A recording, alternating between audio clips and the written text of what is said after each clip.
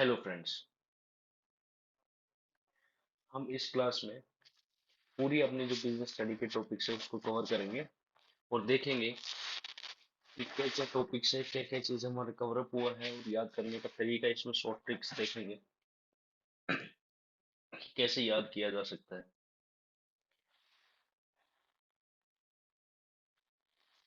तो ये आपकी एक लास्ट रिवीजन, एक मैराथन क्लासेस बोल लीजिए, चाहे शॉर्ट नोट्स के तौर पे क्लासेस बोल लीजिए, वो क्लासेस है। अगर आपको अच्छी लगे तो please like it, share it and subscribe the channel for more videos. ऐसी वीडियोस आपको मिलती रहेगी। अब बात करते हैं, हम स्टार्ट करते हैं principle and functions of management में। हमारा फर्स्ट चैप्टर है क्या, nature and significance of management. Sorry. क्या होता है मैनेजमेंट, अब देखते हैं मैनेजमेंट क्या है। मैनेजमेंट क्या है, एक प्रोसेस है इस चीज की, planning, organising, staffing, directing, controlling enterprises. Effective और इफेक्ट एफिशिएंसी, देखो दोनों में कंफ्यूज होने का जरूरत नहीं है। इफेक्टिव, टी वर्ड आ रहा है तो इसका मतलब टी वर्ड जहाँ पे यूज आ रहा है इफेक्टिव, टी टीव का मतलब टाइम से काम पूरा करेगा, कॉस्ट का ध्यान में नहीं रखेगा। और एफिशिएंसी, सी जहाँ पे आ गया तो इसका मतलब कॉस्ट का ध्यान रखेगा, टाइम का भी ध्यान रखेगा, सब चीज का विद इन मिनिमम कॉस्ट में काम पूरा करेगा। कैरेक्टरिस्टिक्स क्या है, गोल ओरिएंटेड प्रोसेस है, डायनामिक है, इंटेंजिबल है, हमें पता है ग्रुप एक्टिविटी में काम करता है, ऑल परवेसिव है, मल्टी डायमेंशनल है। क्यों? क्योंकि मैनेजमेंट किसका, वर्क का भी किया जाता है, पीपल का भी, ऑपरेशन का भी, कंटिन्यूअस प्रोसेस भी है। ऑब्जेक्टिव क्या है मैनेजमेंट की, सोशल भी है, ऑर्गेनाइजेशन ऑब्जेक्टिव है और पर्सनल ऑब्जेक्टिव है। हेल्प इन मैनेजमेंट, मैनेजमेंट क्या हेल्प करती है, help in achieving group goals में, एफिशिएंसी बढ़ाती है, क्रिएटिव डायनामिक ऑर्गेनाइजेशन है, help in achieving personal objective है, help in developing the society है। ये एक तरीके की इंपॉर्टेंस है, ये आपको याद रखना है। Help in developing society. बात आती है management of work. Management of work terms the goals to be achieved and assigned the means to each. Management of people मतलब आदमियों का management, management of people works towards achieving the organisational goals के लिए, to by making strength effective and their weakness irrelevant. Management by operation में बोला गया है required production process which entitle from input of materials technology from transforming input to the desired output for the consumptions. बात आती है कि management is a 100% work and 90% of people. जो management है, काम है 10%, लेकिन आदमियों का है 90%। ठीक है, अगर हम पीपल्स का मैनेजमेंट कर लेते हैं तो काम ऑटोमेटिकली हो जाएगा। अगर आदमी ही काम नहीं करेंगे तो इसका मतलब काम किस चीज का करेंगे, मैनेजमेंट ही नहीं है आदमियों का तो काम किस चीज का करेगा। इसीलिए बोला गया है जो मैनेजमेंट है वो क्या है, 10% है काम का, लेकिन 90% किसका है, आदमी का।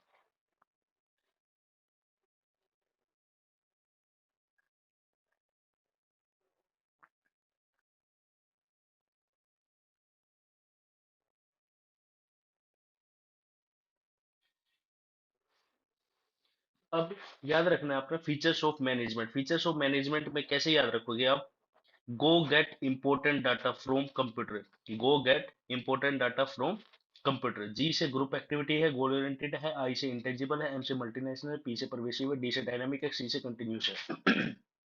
Please one stop, please one stop या शॉप, तो हम कह सकते हैं पी से पर्सनल, ओ से ऑपरेशनल, एस से ऑर्गेनाइजेशनल, एस से sociality, social. Importance of management, do eat grapes and drink pure water. अंगूर खाओ और पानी पियो। तो इसका मतलब D for dynamic organisation, E for effective है, जी फॉर गोल और अचीवमेंट है, D for development of society है, पी फॉर पर्सनल ऑब्जेक्टिव है। अब बात आती है कि नेचर्स ऑफ मैनेजमेंट कैसा है। नेचर मैनेजमेंट एक आर्ट भी है जिसमें बोला गया है पर्सनल एप्लीकेशन है, प्रैक्टिस पे बेस पे है, थ्योरेटिकल नॉलेज भी है। इसलिए बोला गया मैनेजमेंट आर्ट है, सेटिस्फाई ऑल द फीचर्स। मतलब कहने का मतलब मैनेजमेंट पूरी की पूरी क्या है, आर्ट है। मैनेजमेंट क्या साइंस है, बताया गया है सिस्टमेटिक बॉडी ऑफ नॉलेज है, प्रिंसिपल बेस्ड एक्सपेरिमेंट है, universal. Management is in exact, मतलब पूरी की पूरी क्या नहीं है, साइंस नहीं है।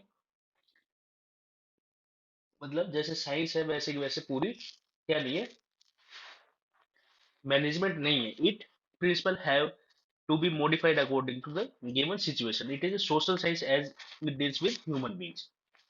Management as a profession, बता दिया, well defined body of knowledge है, प्रोफेशनल एसोसिएशन है, restricted entry, ethical code of conduct का फॉलो किया जाता है, सर्विस मोटिव है। उसके बाद बताया गया है management is an art. Management is an art पे बताया गया है please pay on time interpretation, मतलब कि पर्सनल एप्लीकेशन है, प्रैक्टिकल नॉलेज, क्रिएटिविटी है, थ्योरेटिकल नॉलेज है। मैनेजमेंट साइंस में क्या होता है, save us from enemy interpretation, S for systematic body, systematic knowledge, you for universal validity, E for experiment based. अब बात आती है level of function of management, ये आपको याद रखने की, top level, middle level, low level. Board में टॉप लेवल में कौन आते हैं, board of directors, chairman, president. Middle level में आता है purchase manager, production manager, finance manager, plant superintendent. Lower level में आता है supervisor, superintendent, foreman, sanction officer. ये आपको याद करने की जरूरत है। उसके बाद आता है फंक्शन ऑफ मैनेजमेंट। मैनेजमेंट के क्या क्या फंक्शन है ये आपको याद होंगे, क्या चीजें, प्लानिंग है, ऑर्गेनाइजिंग है, डायरेक्टिंग है, स्टाफिंग है, कंट्रोलिंग है। Board of directors, the government body elects the groups of individual to that represent shareholders. Foreman क्या होता है, trained worker who is a person in charge of a group worker, जो trained आदमी होता है और जो वर्कर्स का इंचार्ज होता है। हायरार्की एक system of level of ranking in members according to the relative status of authority है।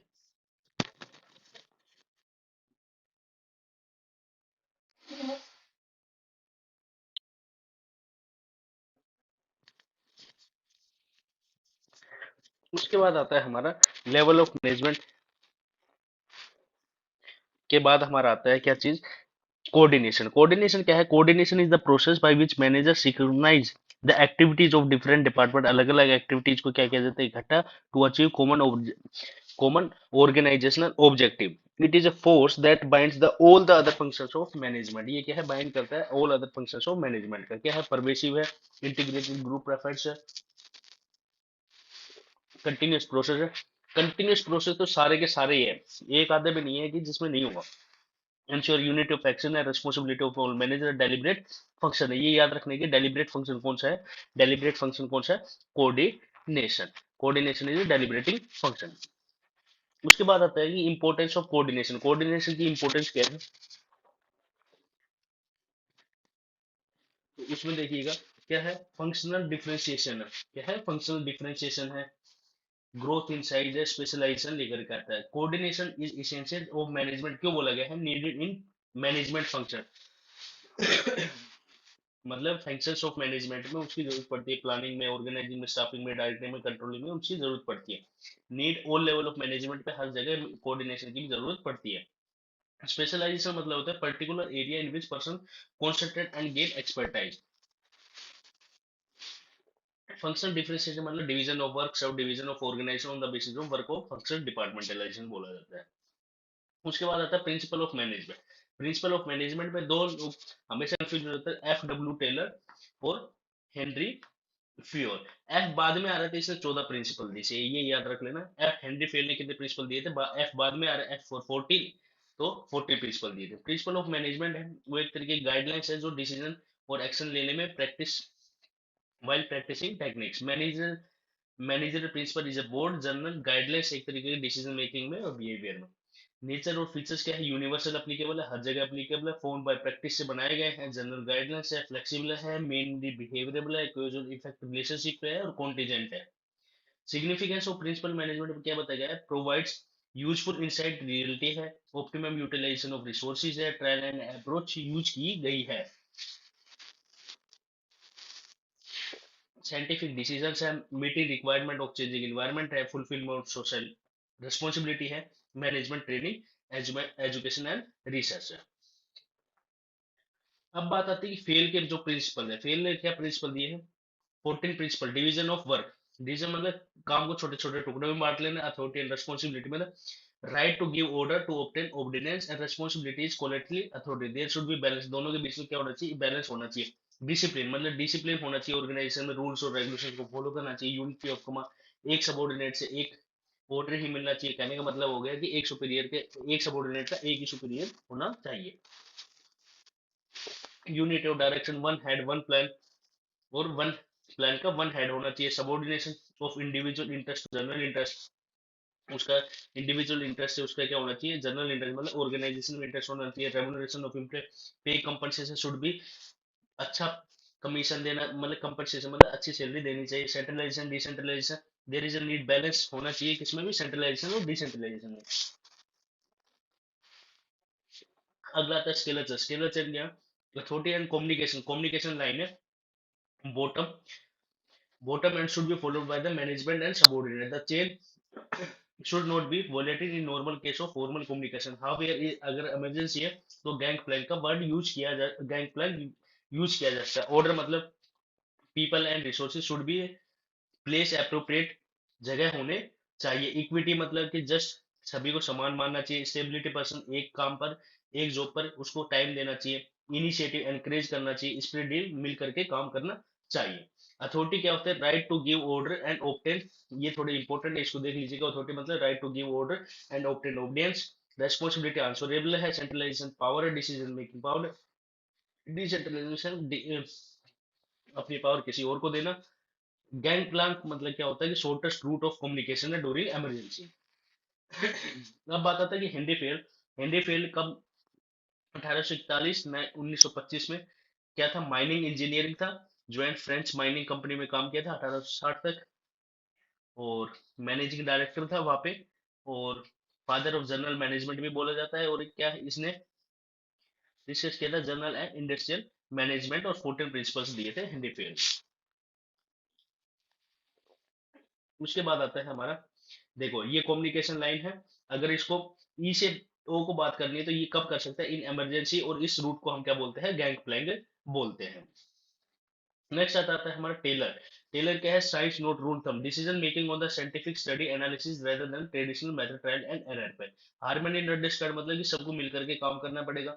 एक है Taylor codes complete mental revolution on the part of both management and worker. Harmony not discord में mental revolution आया था, इसमें बताया गया था बोथ शुड रियलाइज, दोनों को ये समझना है कि वर्कर्स इंपॉर्टेंट का है, मतलब कहने के मतलब ऑर्गेनाइजेशन के लिए वर्कर्स इंपॉर्टेंट है, और ऑर्गेनाइजेशन के लिए वर्कर इंपॉर्टेंट, दोनों एक दूसरे के लिए इंपॉर्टेंट है।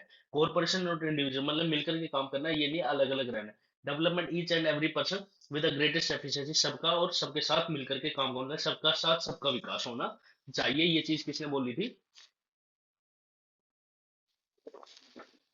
ये चीज किसने बोली थी, एफ डब्ल्यू टेलर से। अब बात आती है कि ये थे क्या इसके प्रिंसिपल्स के, साइंटिफिक मैनेजमेंट के principle. Science not root from, harmony not discord में, corporation not individual, development of each other. Mental revolution क्या है, change in attitude of workers and management towards one another competition. Corporation it means management of workers should be transforming their thinking. Foremanship क्या होता है, position और office और being foreman supervisor. Standardisation मतलब क्या होता है कि it refers to setting standard for every business activity, it can be standardise on this process of raw material, time, product, machine, method, working condition. अब बात आती है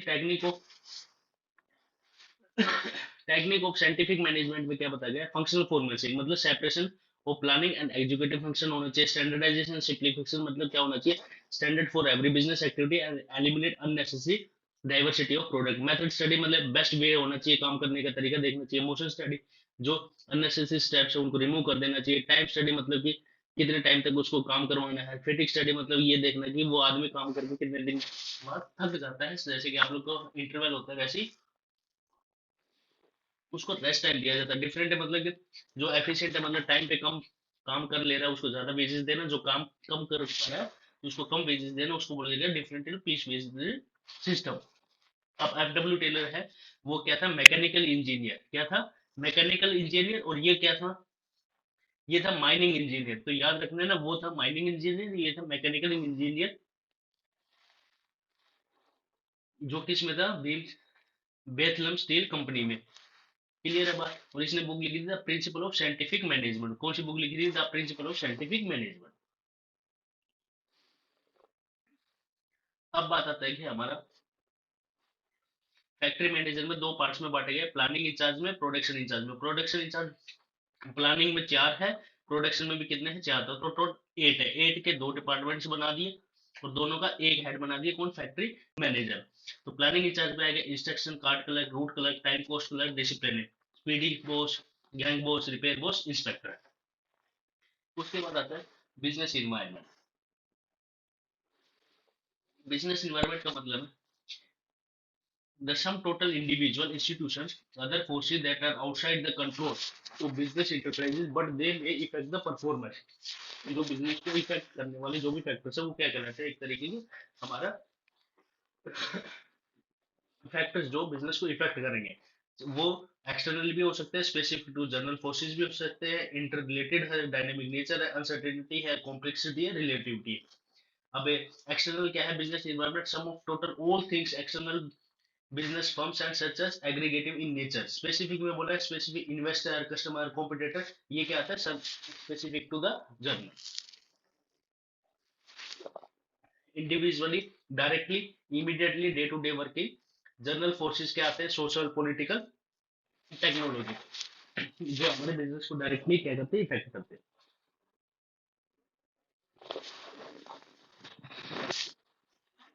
उसके बाद देखना क्या है, इन्वायरमेंट का मतलब everything that surround us, dynamic मतलब कंटिन्यूअसली चेंज, अनसर्टेनिटी मतलब situation in which something is not known मतलब कि अननोन, अपॉर्चुनिटी है positive external trends that help improve in the performance, threat मतलब external environment trends that hinder the firm performance, जो business की performance को affect करते हैं। वो इंपॉर्टेंस क्या है बिजनेस इन्वायरमेंट की, वो देखिए। Help in identify the opportunity है, आइडेंटिफाई थ्रेट्स का पता चलता है, टेपिंग यूज फॉर रिसोर्सेज है, हेल्प इन कोपिंग रैपिड चेंज है, इंप्रूविंग परफॉर्मेंस है, ये हमारी क्या है इंपॉर्टेंस है बिजनेस इन्वायरमेंट से। और हेल्प करते हैं प्लानिंग और पॉलिसी फॉर्मुलेशन में। डायमेंशंस क्या है, सोशल इन्वायरमेंटल है, इकोनॉमिकल है, टेक्नोलॉजिकल है, पॉलिटिकल है, लीगल है। तो कितने डायमेंशंस है, 5 डायमेंशंस है जो इफेक्ट करते हैं social environment, economic, technological, political, legal.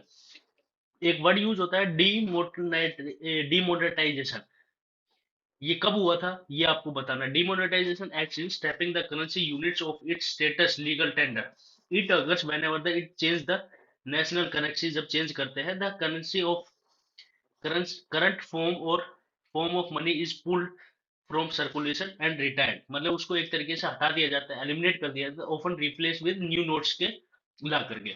Features क्या है, viewed टैक्स एडमिनिस्ट्रेटिव मेजर्स होता है, interpreted measures to improve tax compliance है, सेविंग्स टू फॉर्मल है, less cash and cash line economy है। अब देखिएगा डिमोनेटाइजेशन सबसे पहले कहा हुआ था, यूएसए में हुआ था 1873 में, उसके बाद 2002 में यूरोप में, 2015 में जिम्बाब्वे में। लेकिन इंडिया में कितनी बार हो चुका था, ये थर्ड टाइम था। एक बार कब हुआ था 1946 में, 1978 में, अब ये कब हुआ था 8 नवंबर 2016 को, याद रख लेना 8 नवंबर 2016 को डिमोनेटाइजेशन हुआ था, जिसमें 500 और 1000 के नोट को बंद किया गया था। तो एक ये पूछा जा सकता है वो टाइम लिमिट कितने दिन की दी थी हमने, 50 डेज की दी थी। क्लियर है बात।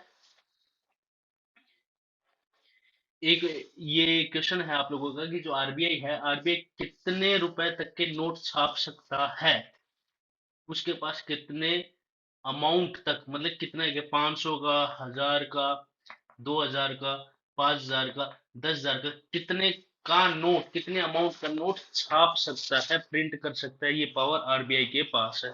ये आपको कमेंट में बतानी है।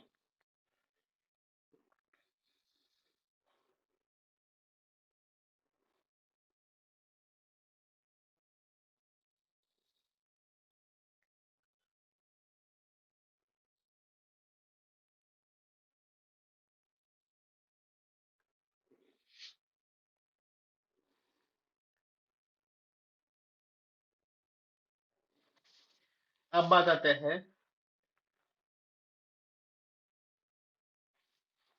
Traditional social practices have the latest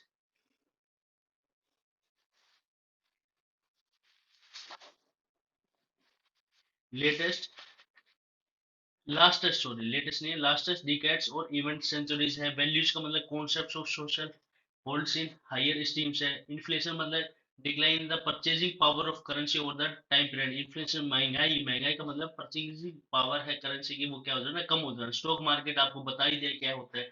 dimensions क्या होते हैं, legal, political, technological, social, economical. तो 1 2 3 4 5 6, तो कितने इन्वायरमेंट है, 1 2 3 4 5 6, 5 इकोनॉमिक डायमेंशन है बिजनेस इन्वायरमेंट के।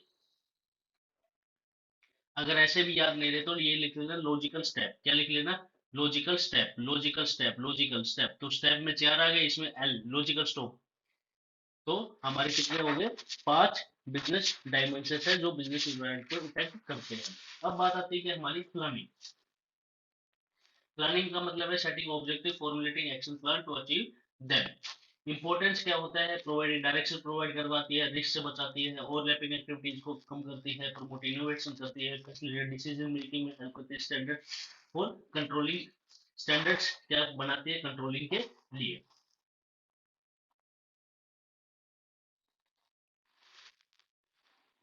उसके बाद हमारे लिमिटेशन क्या है? लिमिटेशन क्या है? रिजिडिटी है, may not work in dynamic condition है, रिड्यूस क्रिएटिविटी है, इन्वॉल्व ह्यूज कोर्स है। रिड्यूस क्रिएटिविटी क्यों है? क्योंकि जब हम प्लानिंग करते हैं कौन करते हैं, टॉप लेवल मैनेजमेंट करते हैं, तो सारी की सारी जो भी दिमाग लगाने लगाम है टॉप लेवल कर लेता है, बाकी सब क्या करते हैं इंप्लीमेंट करते हैं, इसलिए क्या करते हैं रिड्यूस क्रिएटिविटी होती है। टाइम कंज्यूमिंग प्रोसेस है, planning does not give guarantee of success, 100% success की गारंटी नहीं देता कौन? प्लानिंग। क्लियर है बात? उसके बाद आता है डायनामिक है, कंटिन्यूसली चेंज होता रहता है, इनोवेशन यूजिंग न्यू आइडियाज और मार्केट।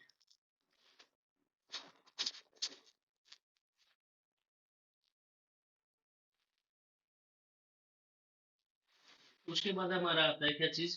प्लानिंग की प्रोसेस। प्लानिंग के प्रोसेस में पहले क्या है? ऑब्जेक्टिव को सेट करना, उसके फिर प्रीमिसेस का पता लगाना, आइडेंटिफाई अल्टरनेटिव कैसे काम किया जाएगा, उसको इवेल्युएट करना कि सही है गलत है, उसमें से बेस्ट अल्टरनेटिव को चूज करना और इम्प्लीमेंट करना और उस पर फॉलो अप करना। ये हमारे स्टेप्स है किसके? प्लानिंग के। टाइप्स ऑफ प्लान क्या होता है कि सिंगल यूज और standing plans. Single plan use to develop one time events और project at the standing plan is use for the activity that occurs regularly over the time period. जो regularly activities की जाती है over the time period वहां use किया जाता है single plan या स्टैंडिंग प्लान, जिसका नाम है सिंगल प्लान का दूसरा नाम है क्या है? Standing plan. Objectives are the very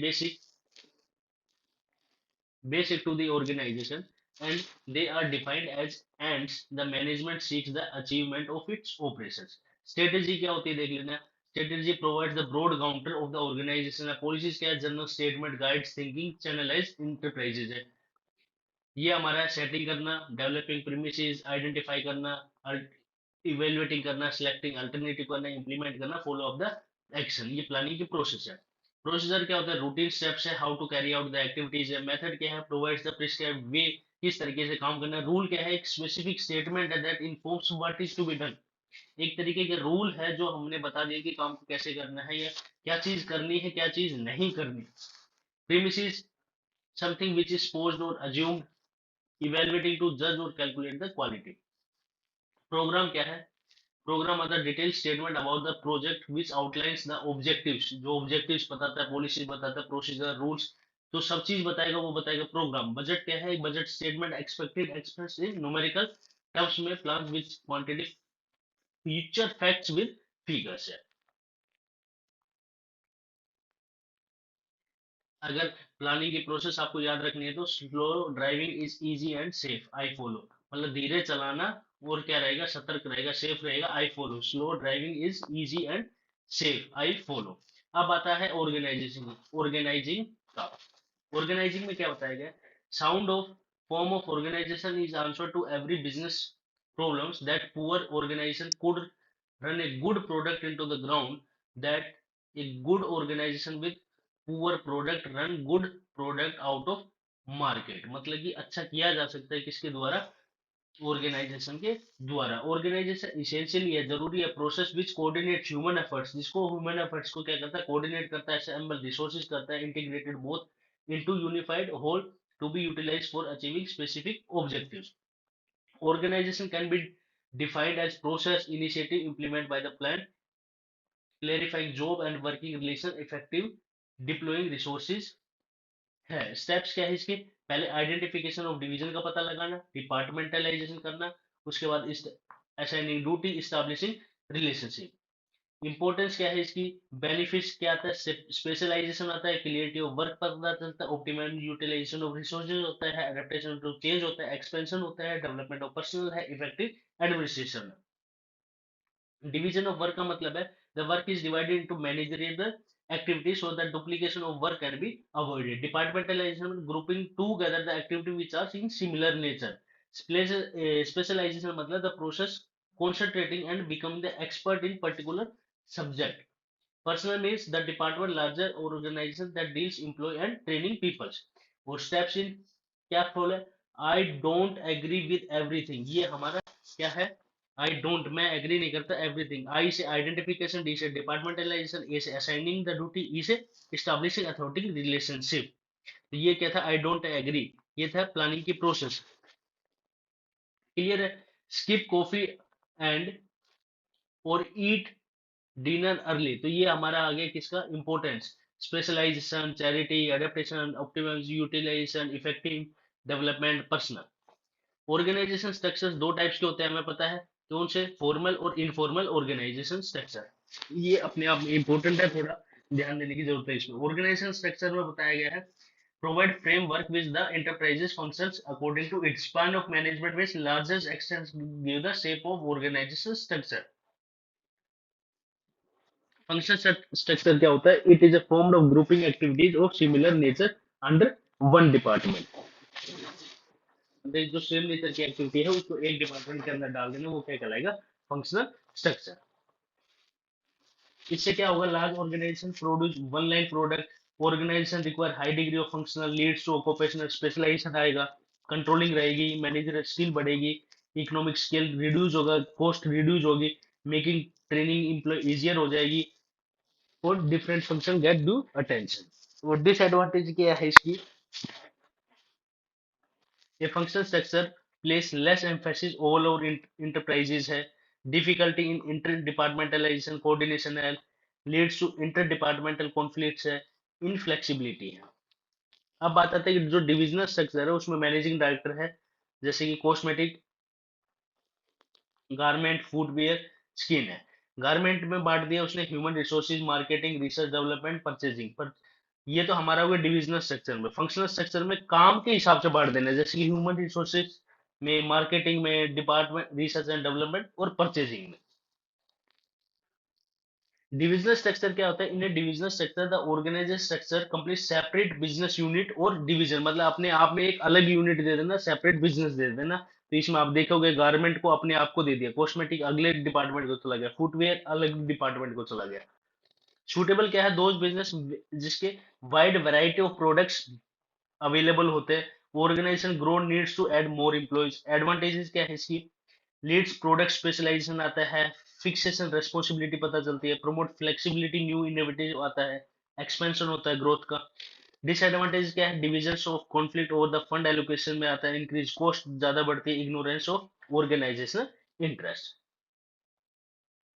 formal organisation में क्या बोला है, formal organisation refer organisation structure which is designed by the management of to accomplish the particular task. Formal में क्या बोला है, formal organisation refers organisation structure को follow करता है which designs by the management to accomplish the particular task. Specialisation क्या है, specify the relationship amongst the various jobs है, अचीवमेंट ऑफ ऑब्जेक्टिव है स्पेसिफाइड इन द प्लान है, efforts various department are coordinated, deliberated design top management है, place emphasis more on work perform than the interpersonal है. Advantages क्या है, responsibility fix करने में easy है, रोल ऑफ ईच मेंबर का पता चलता है, यूनिटी ऑफ कमांड फॉलो होती है, leads effective accomplishment of goal है, provide stability of organisation. Disadvantage क्या है, फॉर्मल कम्युनिकेशन में लीड प्रोसीजरल डिले हो सकता है कम्युनिकेशन में, पुअर ऑर्गेनाइजेशन प्रैक्टिस में not provide adequate organisation to creative talent नहीं आ सकता, रिकॉग्नाइजेशन पहचान में नहीं आ सकता, difficult to understand human relationship. Informal organisation क्या होता है, interact amongst the people to work rise to network social relationship amongst the employee का informal organization.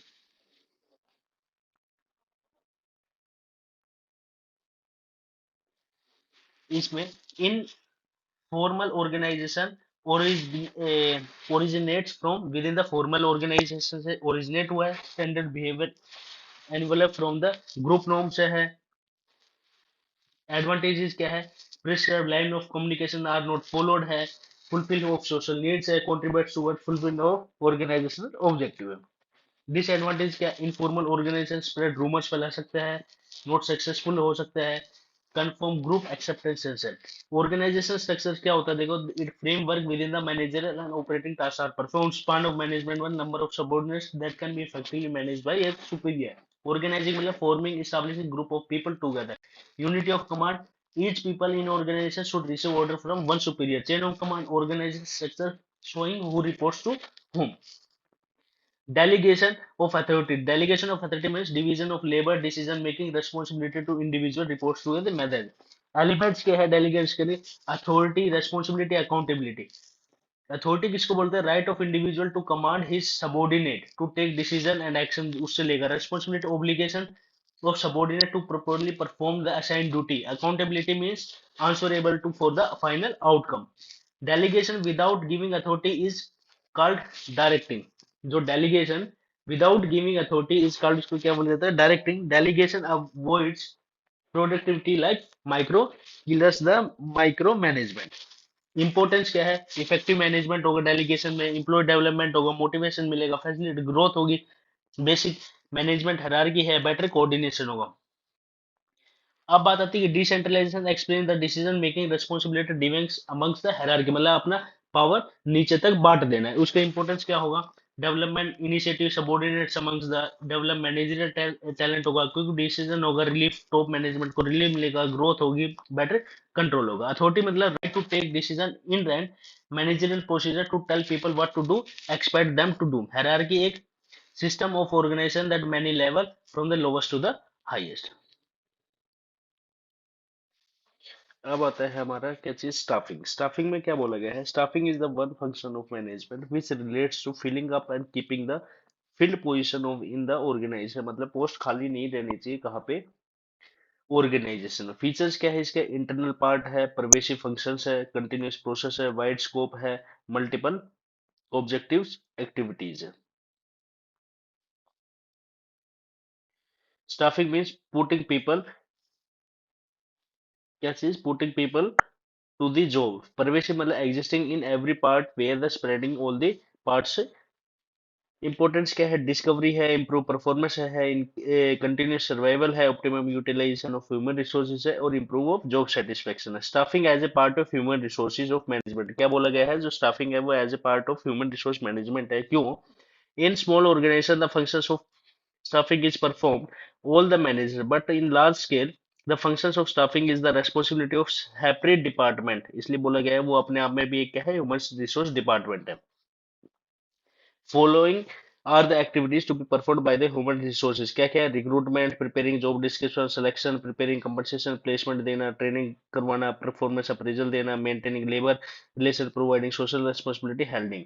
तो प्रोसेस क्या है इसकी? Establishing man power recruitment, recruitment करना, सिलेक्शन करना, प्लेसमेंट ओरिएंटेशन करना, ट्रेनिंग देना, परफॉर्मेंस अप्रेजल, प्रमोशन करना, कंपनसेशन करना। ह्यूमन रिसोर्स मैनेजमेंट क्या है? सिंपल भाषा में देखे तो it involves procuring, developing, maintaining the appraising components workforce of achieving goals। workload analysis, workforce analysis। workload analysis मतलब क्या था? assessment of the numbers and types of human resources necessary। workforce analysis मतलब revival the number and types of human resources available। Placement क्या क्या है? Employee occupying the position और the post of which the person has been selected. Performance appraisal मतलब evaluation करना एक तरीके का एम्प्लॉयज करंट और past performance against the certain predetermined standard. अगर आपको याद नहीं रहती है तो उसका फॉर्मूला क्या है? ईट रेस्ट स्लीप। ईट रेस्ट स्लीप, खाओ सो जाओ, खाओ आराम करो सो जाओ। Play till people play card, और खेलो जब तक आदमी कार्ड खेलता है। तो वो एक शॉर्ट ट्रिक है किसकी? एस्टिमेटिंग, रिक्रूटमेंट करना, सिलेक्शन करना, प्लेसमेंट करना, training and development, performance appraisal, promotion and career, और compensation. Eat rest sleep, play till people play card. ये हमारी क्या है? एक तरीके की टेक्निक्स है याद करने की, किसकी? स्टैफिंग की प्रोसेस की। अब बात करते हैं रिक्रूटमेंट प्रोसेस। रिक्रूटमेंट प्रोसेस क्या है? Recruitment has been define the process of searching prospective employees to letting them applying for the jobs. अब रिक्रूटमेंट दो तरीके से की जा सकती है, एक इंटरनल सोर्स ऑफ रिक्रूटमेंट है और एक एक्सटर्नल। इंटरनल में क्या बोलेगा? रीअरेंजमेंट ऑफ एग्जिस्टिंग स्टाफ, जो एग्जिस्टिंग स्टाफ से उन्हीं से ही वैकेंसी को क्या कर देना? फिलअप कर देना। किस किस के द्वारा, ट्रांसफर करके, प्रमोशन करके। एडवांटेजेस क्या है, मोटिवेशन मिलता है, सिंपली प्रोसीजर है, no need of induction, training नहीं देने की जरूरत है, मेंटेनेंस है, जो भी आर फील्ड इकोनॉमिकली फिल कर दी जाती है।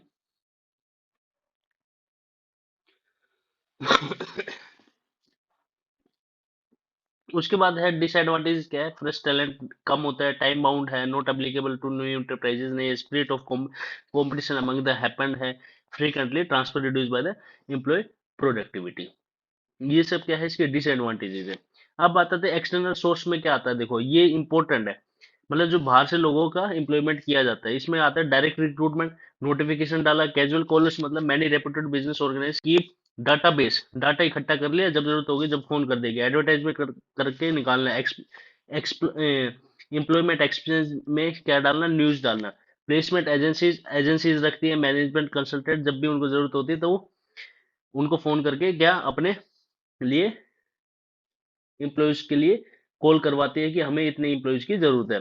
कैंपस रिक्रूटमेंट मतलब कॉलेज में जाकर के पता लगाती है कि प्लेसमेंट करती है। रिकमेंडेशन ऑफ एम्प्लॉय, एम्प्लॉय के रिकमेंडेशन पे, लेबर कॉन्ट्रैक्ट्स है, वेब पब्लिशिंग है, एडवर्टाइजमेंट ऑन टेलीविजन। एडवांटेज क्या है, क्वालिफाई पर्सनल आते हैं, वाइडर चॉइस है, फ्रेश टैलेंट आते हैं, competitive spirit amongst existing staff है। डिसएडवांटेज क्या है, पुराने वर्कर्स के बीच में क्या डिससेटिस्फैक्शन होता है, लेंदी प्रोसेस है, हैवी कॉस्ट एडवर्टाइजमेंट पड़ता है इसका। Recruitment process, finding the people candidate for right job. Transfer क्या है, एक हॉरिजेंटल है, एक ब्रांच से दूसरे ब्रांच के, तो हॉरिजेंटल है। Transfer is a tool of training employee, prepare them for higher job. Management consultancy means maintains the data of personnel with different qualification skills and advertise the job on the behalf of the client. Client के behalf पे क्या advertisement निकालती है, recruitment करती है, उसको क्या बोला जाता है, मैनेजमेंट कंसल्टेंसीज। सिलेक्शन प्रोसीजर आपको बता दिया, क्या होगा, पहले स्क्रीनिंग टेस्ट होगा, फिर सिलेक्शन टेस्ट होगा, एम्प्लॉय इंटरव्यू होगा, रेफरेंस बैकग्राउंड चेक किया जाएगा, सिलेक्शन डिसीजन होगा, मेडिकल होगा, जॉब ऑफर दिया जाए, कॉन्ट्रैक्ट किया जाएगा। इंटरव्यू एक इनफॉर्मल इन डेप्थ कन्वर्सेशन है, conducted evaluate applicant suitable for the job. अब आता है इंटेलिजेंस टेस्ट, मतलब indicate the personal ability and to make decision and judgement. और पर्सनालिटी टेस्ट इमोशंस, हर मैच्योरिटी और वैल्यू सिस्टम को चेक करता है। ट्रेनिंग एंड डेवलपमेंट में क्या बोला गया है, training and development attempts the improve the current and future. क्या ट्रेनिंग और डेवलपमेंट इसलिए करवाया जाता है, इंप्रूव होती क्या चीज, करंट और future employment performance by increasing employ ability to perform learning usual changing the employment attitudes. Importance of training and development क्या है, ऑर्गेनाइजेशन के लिए सिस्टमेटिक लर्निंग है, एनहेंस एम्प्लॉय प्रोडक्टिविटी होगा, employ becomes a manager in future, moral और reduce the turnover, obtaining better response in dynamic environment. Training क्या है, any process which aptitude skills the ability to perform the specific jobs. Development क्या है, learning opportunity design to the help of group. Employees को क्या है, leads better career opportunity, earning बढ़ती है, reduce accident due to carefully है, increasing satisfaction and moral employ. Training कितने types की होती है, on job training, off job. On job training क्या होती है, अप्रेंटिसशिप प्रोग्राम, मतलब under the guidance of master के अंदर गाइड मिलता है, वो अप्रेंटिसशिप प्रोग्राम। इंटर्नशिप मतलब कि ज्वाइनिंग द एजुकेशनल इंस्टीट्यूशन आकर के तुम्हें गाइड देंगे, वो इंटर्नशिप ट्रेनिंग होगी। Induction training, new employees introduce the organization the work culture, तो वो इंडक्शन ट्रेनिंग है। अब बात आता है कि ऑफ जॉब में क्या आता है, वेस्टिबल ट्रेनिंग। एक तरीके का आपने मुन्ना भाई एमबीबीएस देखी है, वो क्या है, वेस्टिबल ट्रेनिंग है, तो ये याद रख लेना, सबसे बेस्ट एग्जांपल है इसका। On job off job training है, training is a oriented process और development is a career oriented process है। अब बात आती है कि हमारी किस चीज की डायरेक्टिंग है। अब डायरेक्टिंग में हम देखते हैं क्या क्या चीज है। डायरेक्टिंग का मतलब क्या होता है, सबसे पहले हम ये देखेंगे। Directing means giving instruction and guiding the people in doing work. Instruction देना और गाइड करना पीपल को, आदमियों को, ह्यूमंस को, कि कैसे काम करना है, ये चीज हम देखते हैं किसमें, डायरेक्टिंग में। अब बात आती है कि इंपॉर्टेंस ऑफ डायरेक्टिंग, डायरेक्टिंग की क्या इंपॉर्टेंस है, ये चीज हम डिस्कस करेंगे। इंपॉर्टेंस ऑफ डायरेक्टिंग,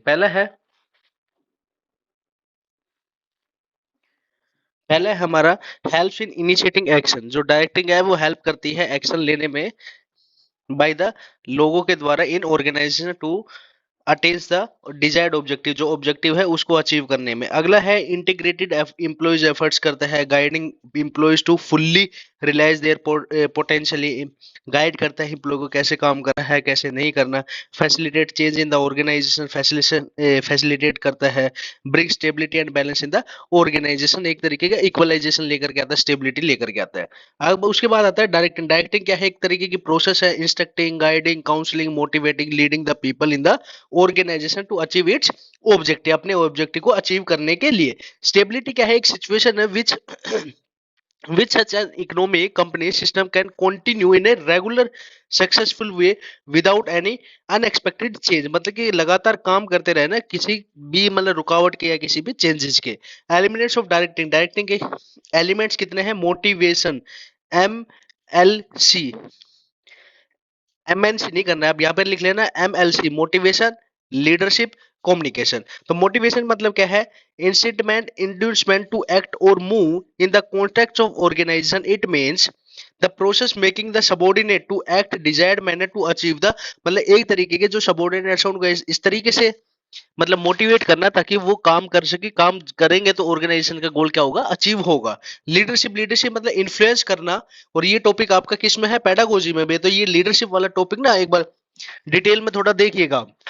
क्या है, processing influence the behaviour of people by making them strive voluntary towards the achievement, एक तरीके के क्या करना, इन्फ्लुएंस करना, मतलब कि उनको इस तरीके से मोटिवेट करना या ऐसे बातों में बताना कि वो ताकि अपने आप अंदर से उनके मतलब कि इंस्टिंक्ट भावना आए कि वो काम करने में वो लगे रहे जिससे ऑर्गेनाइजेशन का गोल अचीव हो। कम्युनिकेशन मतलब process of exchange of ideas, views, facts, feelings between among the people to create common understanding. अब बात आती है कि मोटिवेशन। मोटिवेशन का मतलब है process of making subordinate to act desired manner to achieve a certain organizational goal. Features क्या है, इंटर फीलिंग है, प्रोड्यूस गोल डायरेक्टिंग बिहेवियर है, कैन बी आइदर पॉजिटिव और नेगेटिव भी हो सकती है। भाई कोई चीज आपको बोल रहा है, आपने उसको पॉजिटिव वे में ले लिया तो पॉजिटिव मोटिवेशन है, उसको नेगेटिव वे में ले लिया, आपको बोला कि आप ये काम कर सकते हो, हाँ मैं कैसे कर सकता हूँ, मेरे पास इतनी कैपेबिलिटी नहीं है, मैं इतना पढ़ा लिखा नहीं हूँ, तो वो आपने एक बार नेगेटिव में ले लिया। तो इसका मतलब मोटिवेशन पॉजिटिव भी हो सकता है, नेगेटिव भी, कॉम्प्लेक्स है, जटिल है। मास्लो हायरार्की नीड में एक थ्योरी ऑफ मोटिवेशन में बोला है, एक बात याद रख लेना, थ्योरी ऑफ मोटिवेशन किसने दी है, Maslow need hierarchy theory of motivation, ये चीज भी एक बार आपको याद रखने की जरूरत है। उसके बाद क्या बोला है, Abraham Maslow categorize human needs into 5 types, कितने टाइप्स में बांटा है, 5 टाइप्स में। पहला है बेसिक साइकोलॉजी नीड, जिसको बोला जाता है सर्वाइवल नीड्स, याद रख लेना, बेसिक साइकोलॉजिकल नीड्स को क्या बोला जाता है, सर्वाइवल नीड्स, जिसमें खाना, रहना, कपड़ा, मकान मिल जाता है। रोटी, कपड़ा, मकान मूवी है तो याद रख लेना वो हमारी क्या है, बेसिक नीड्स है। उसके बाद सेफ्टी एंड सिक्योरिटी, जॉब मिल जाए तो हम क्या रहेंगे, आरामदारी से अपना जीवन यापन करेंगे। आप केवीएस की जॉब क्यों कर रहे हैं भाई, एक सरकारी जॉब है, आरामदारी से हम रहेंगे, 60 साल तक हमें रिटायरमेंट मिल जाएगा, उसके बाद जिंदगी मौज से गुजरेगी। एफिलिएशन से बिलोंगिंग नीड्स में सोशल नीड्स, एफेक्शन, एक्सेप्टेंस, मतलब कि एक तरीके का कहने का मतलब सोशल नीड्स पूरी होगी हमारी। स्टीम नीड्स, सेल्फ रिस्पेक्ट होगी, स्टेटस हो गया, हमारे सोसाइटी में सर जाएंगे तो अरे सरकारी मास्टर जा रहा है, केवीएस में टीचर है, ऐसे कहेंगे। सेल्फ एक्चुअलाइजेशन नीड्स है, desire becoming one what one capable beings to growth, self fulfilment etcetera, मतलब कि हमारे एक तरीके से क्या होगा, ग्रोथ भी होगा। ये सब क्या है, 5 स्टीम नीड्स है किसकी, अब्राहम मास्लो की। कौन कौन सी है, साइकोलॉजी नीड, सिक्योरिटी नीड जिसको सेफ्टी एंड सिक्योरिटी नीड बोला जाता है, बिलोंगिंगनेस नीड बोला जाता है, स्टीम नीड बोला जाता है, सेल्फ एक्चुअलाइजेशन नीड बोला जाता है। और याद रखना है साइकोलॉजी नीड सर्वाइवल नीड है, और बिलोंगिंगनेस नीड क्या है, सोशल नीड है। अब आता है फाइनेंशियल इंसेंटिव, अगर मोटिवेशन देना है फाइनेंशियल इंसेंटिव क्या क्या मिल सकता है, पैसे दे देना, pay allowance, productive link wages incentive दे देना, बोनस दे देना, प्रॉफिट शेयरिंग कर देना, पार्टनरशिप में हिस्सा दे देना, रिटायरमेंट बेनिफिट देना, प्री क्विस्ट करना। तो ये हमारे फाइनेंशियल इंसेंटिव्स है।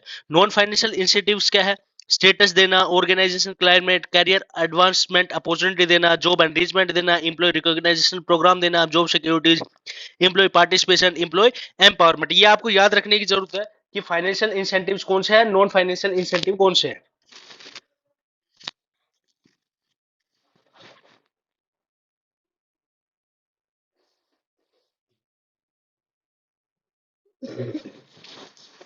उसके बाद आता है हमारा मोटिवेशन, क्या चीज, मोटिवेशन।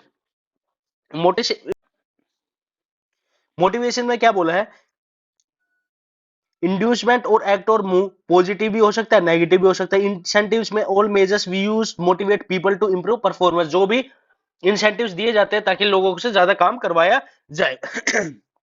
क्लियर है बात। अब बात आती है कि जो एब्राहम मैस्लो था, वेल नोन एज साइकोलॉजिस्ट बोला गया था। क्लासिक पेपर पब्लिश इन कब पब्लिश हुआ था? 1943 में। ये आपको याद रखने की है। और कितनी नीड्स है इसकी? 5 नीड्स है। ये बात आप याद रख लेना, जिसमें से आपको बोला है कौन कौन सी है? फिजिकल नीड्स, जिसको हम क्या बोलते हैं? इसको हम बेसिक नीड भी बोल सकते हैं। सेफ्टी सिक्योरिटी नीड्स है। सेल्फ एक्चुअलाइजेशन या एफिलिएशन या बिलोंगिंगनेस नीड है, जिसको हम बोलते हैं सोशल नीड्स है। स्टीम नीड्स है। सेल्फ एक्चुअलाइजेशन नीड है। क्लियर है बात। अब उसके बाद आता है हमारा लीडरशिप, जो कि हमारा पेडागोजी में भी इंपॉर्टेंट है, तो ये देखने की जरूरत है। लीडरशिप का मतलब क्या है? Process of influencing the behaviour of people, making them strive voluntary towards the achievement of organization. मतलब एक तरीके किसी आदमी को ऐसे मोटिवेट करना, ये एक लीडरशिप की क्वालिटी है। क्या? एक तरीके को किसी भी आदमी को ऐसे भावना में लेकर के जाना कि ताकि वो काम अपने से ही करे और अच्छा काम करे, तो वो एक तरीके की लीडरशिप है। फीचर्स क्या है? Process of influence the people, people को इन्फ्लुएंस करना, ब्रिंग बिहेवियरल चेंज लेकर के आना, interpersonal relationship between leader and followers के बीच में कंटिन्यूअस प्रोसेस है, exercise to achieve common goals के लिए। अब बात आती है कि लीडरशिप स्टाइल्स। अब लीडरशिप स्टाइल्स में आती है ऑथोरिटेटिव या ऑटोक्रेटिक लीडरशिप। इसमें मतलब कि सब चीज अपने पास पावर रखेगा, कहने का मतलब ऑर्डर देगा, वो किसी की कुछ नहीं सुनेगा। क्लास में रहता है ना, कई कई खड़ूस टीचर आ जाते हैं, वो क्या करते हैं? आते ही काम देना चालू कर देते हैं। वो बच्चों की नहीं सुनते, वो केवल अपना आएंगे, बोलेंगे और करके चला जाएंगे। तो एक मतलब वो ऑथोरिटेटिव या ऑटोक्रेटिक लीडरशिप बोला जाता है। अगला आता है डेमोक्रेटिक पार्टिसिपेटिव, मतलब कि मिल करके काम करते हैं। सब क्या कर रहे हैं? मिल करके, टीचर्स भी है, स्टूडेंट्स भी है, मिल करके काम कर रहे हैं। वो एक क्वालिटी है किसकी? डेमोक्रेटिक पार्टिसिपेटिव लीडरशिप की या टीचर की। अब बोलता है free range lease fair leadership. इसमें बोलते हैं भाई आपको ये काम करना है, टीचर बैठ करके वहां से आपको जज कर रहा है, ऑब्जर्व कर रहा है, वो देख रहा है कि आप लोग कैसे काम कर रहे हो। तो वो क्वालिटी है free range laissez faire leadership की। क्लियर है बात।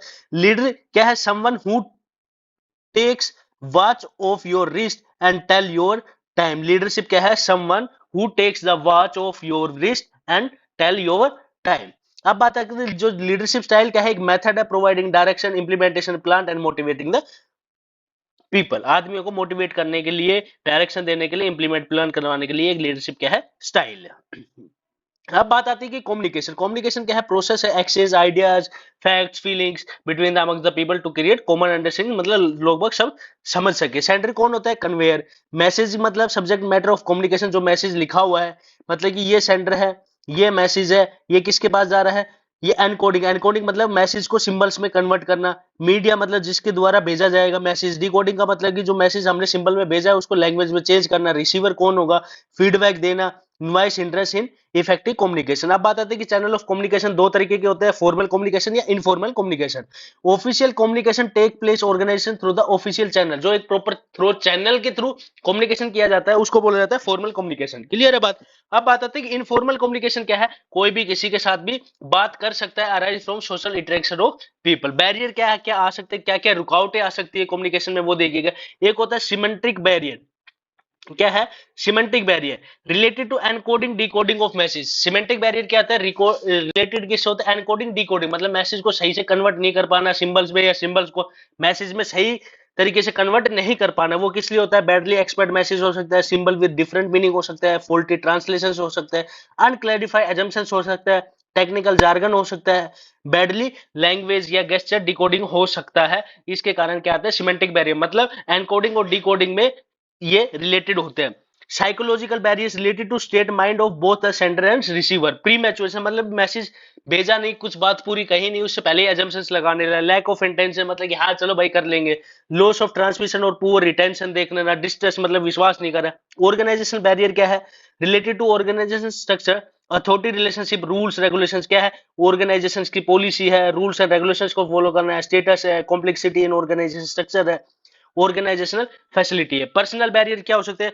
Fear of challenge to authority, मतलब डर लगना। Lack of confidence of superior on his subordinate, मतलब कि सुपीरियर कम विश्वास कर रहा है आपके नीचे वालों पे। अनविलिंगनेस है to communicate. Lack of proper incentives है। ये क्या है? Personal barrier. तो आपको याद रखना है कि semantic barrier, psychologic barrier, organisation barrier, personal barrier. तो सिमेंटिक बैरियर में आ जाता है जो डिकोडिंग एंड कोडिंग से मैसेज से रिलेटेड होता है, बैडली एक्सप्रेस है, सिंबल को कन्वर्ट नहीं कर पाता, फाल्टी ट्रांसलेशन है, टेक्निकल जार्गन है, बैडली लैंग्वेज गेस्चर है। साइकोलॉजिक नीड क्या है, पहले से एजम्पशंस लगाना, टेंशन नहीं देना, लॉस ऑफ ट्रांसमिशन है, डिस्टेंस विश्वास नहीं करना। ऑर्गेनाइजेशन बैरियर में क्या आता है, ऑर्गेनाइजेशन की पॉलिसी ऐसी नहीं है कि सब कोई कांटेक्ट कर सके, रूल्स एंड रेगुलेशन ज्यादा है, status complexity in organisation structure है। पर्सनल बैरियर में क्या आता है, फियर ऑफ चैलेंज है, लैक कॉन्फिडेंस है सुपीरियर का, अनविलिंगनेस टू कम्युनिकेट है, लैक ऑफ प्रॉपर इंसेंटिव्स है।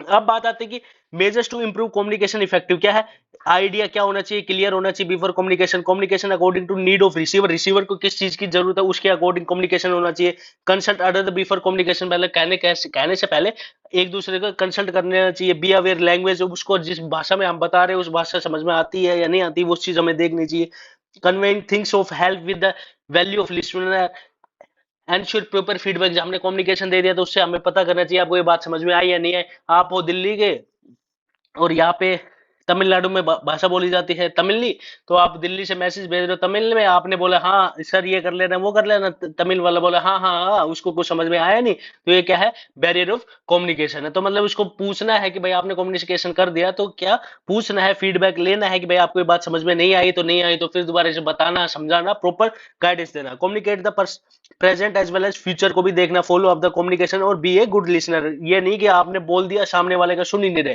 तो वो भी क्या है, इफेक्टिव कम्युनिकेशन नहीं है। अब बात आती है कि सेंटर कौन है, person who convey his thoughts to और idea to receiver, encoding process of converting the message into communication. Encoding का मतलब है जो मैसेज भेजा उसको कम्युनिकेशन वर्ड सिंबल्स में ट्रांसफर करना, कन्वर्ट करना, और processing of convert encoding, encoding को सेंडर सिंबल्स में ऑफ सेंडर्स के जो मैसेज भेजे हैं उसको एनकोडिंग करना, वो डिकोडिंग है। रिसीवर कौन है, person who receive the communication of senders. Clear है बात, जो कम्युनिकेशन है वो लैटिन वर्ड है। एक बात याद रखना, 99% सारे लैटिन वर्ड मिलेंगे, कम्युनिकेशन का मतलब है कम्युनिस, कम्युनिस मतलब कॉमन है। क्लियर है बात। Semantic is the branch of linguistics dealing in the words of and sentences. अब कम्युनिकेशन का देखो ये बताया गया है, नॉइस है, सेंडर मैसेज भेजेगा, मैसेज को एनकोड करेगा, एनकोड मीडिया के थ्रू जाएगा, फिर उसको डिकोड करेगा, डिकोड को क्या करेगा, रिसीव करेगा, फिर क्या लेगा, फीडबैक लेगा। तो इसका मतलब सेंडर मैसेज भेजेगा, मैसेज को एनकोड करेगा, एनकोड किसके द्वारा फिर भेजा जाएगा, मैसेज मीडिया के थ्रू, मीडिया फिर डिकोडिंग करेगी रिसीवर, रिसीवर के पास फिर लेकर उसके फीडबैक करेगा। और ये कम्युनिकेशन ऑफ प्रोसेस है, चेन मतलब कोई किसी से कर सकता है, व्हील में मतलब एक सेंटर में होगा वो सभी को डायरेक्ट करेगा, सर्कुलर मतलब सर्कुलर के थ्रू होगा, फ्री फ्लो मतलब कोई भी कर सकता है, इन्वर्टेड वी में सभी कम्युनिकेशन कर सकते हैं। ग्रेप वाइन एक क्या है, इनफॉर्मल कम्युनिकेशन का क्या है, नेटवर्क है। कम्युनिकेशन बैरियर आपको ऐसे याद नहीं रखने, लिख लेना, soap ray please, soap ray please. Semantic barrier, organisation message, psychologic need. Concept of element communication क्या है, सेंडर्स है, पर्सनल है, साइकोलॉजी है, एनकोडिंग है, मीडिया है, डिकोडिंग है, रिसीवर है, फीडबैक है, नॉइस है। अब बात आती है कि कंट्रोलिंग, कंट्रोलिंग मतलब एक तरह की भावनाएं समझ में आ गई, कंट्रोल मतलब किसी चीज को कंट्रोल करना, मतलब controlling mean ensure the activity in organisation perform as per the plan, मतलब ये देखना है कि जो एक्टिविटीज हमने करी है वो अकॉर्डिंग टू प्लान है या नहीं है, ये किसका काम है, कंट्रोलिंग का काम है। इसका नेचर फीचर्स क्या है, गोल्ड ओरिएंटेड है, परवेसिव है, कंटिन्यूस है। कंटिन्यूस परवेसिव हर जगह लगा देना, आपको देखने की जरूरत नहीं है किसी में, वह परवेसिव तो हर जगह ही मिलेगा। इंपॉर्टेंस क्या है, कंप्लीशन ऑफ ऑर्गेनाइजेशन गोल है, जजेस एक्यूरेसी ऑफ स्टैंडर्ड्स है, making the effective use of resources है, इंप्रूविंग एम्प्लॉय मोटिवेशन है, एंश्योरिंग ऑर्डर एंड डिसिप्लिन है, फैसिलिटेट करना कोऑर्डिनेशन इन एक्शन है।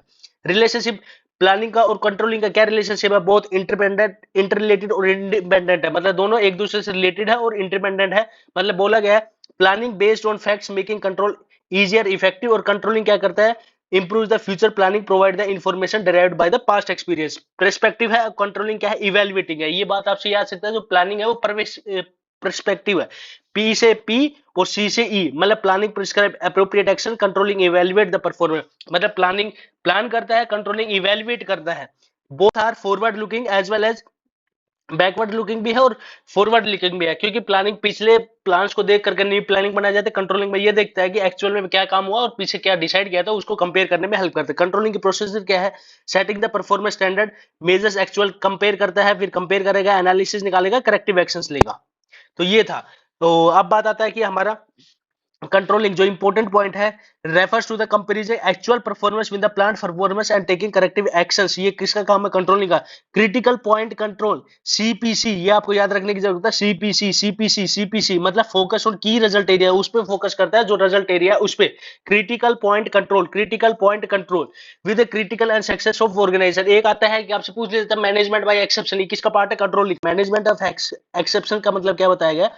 only significant deviation which go beyond the permissible limit should be reported to the management। मतलब जो out of control है, मतलब कि हुआ नहीं है, वो क्या कहलाता है? Management by exception. स्टैंडर्ड्स मतलब criteria against the actual performance would be measured, मतलब कि जो हमने प्लानिंग में स्टैंडर्ड फिक्स किया था उसको एक्चुअल के साथ क्या करना? मेजर करना।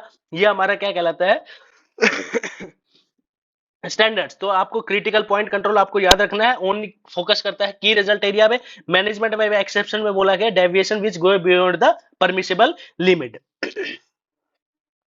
और इसको याद करनी क्या है? सच ए मिसबिहेव कैट, मतलब सेटिंग द परफॉर्मेंस, मेजरमेंट करना, कंपैरिजन करना, एनालिसिस करना और टेकिंग द करेक्टिव एक्शन। अब बात आती है हमारी फाइनेंशियल मैनेजमेंट, जो अपने आप में इंपॉर्टेंट है।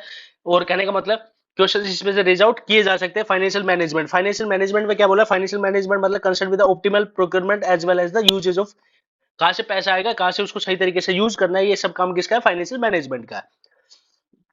ऑब्जेक्टिव्स क्या है? Primary objective financial management maximise the share holders wealth और means maximise the market value of equity shares को। ये हमारा क्या है? ऑब्जेक्टिव है फाइनेंशियल मैनेजमेंट का। रोल ऑफ फाइनेंशियल मार्केट में क्या है?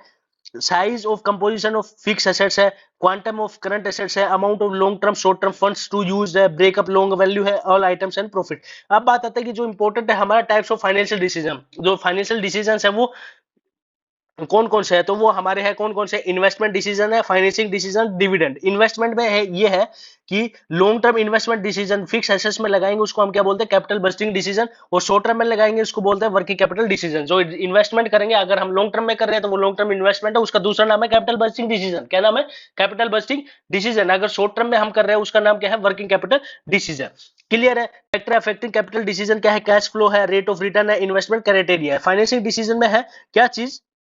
Quantum finance to be raised from various sources. हमें पता है कि पैसे को बहुत मतलब वेरियस सोर्स से कलेक्ट करने का, डेप्ट और इक्विटी से। It involves the various available resources, the main source of fund from the are share holders, और बोरोड फंड से हमें पैसा लेना है। तो उसमें ये देखना है कि कॉस्ट कितना आएगा, फ्लोटिंग कॉस्ट कितनी है, कैश फ्लो पोजीशन कैसा है, कंट्रोल कोऑर्डिनेशन है या नहीं है, कैपिटल मार्केट कैसा है, state of fixed operating cost कितनी आ रही है, रिस्क कितना है। तो उस हिसाब से हम ये डिसाइड करते हैं कि हमारा कौन सा सोर्स ऑफ फंड अच्छा है।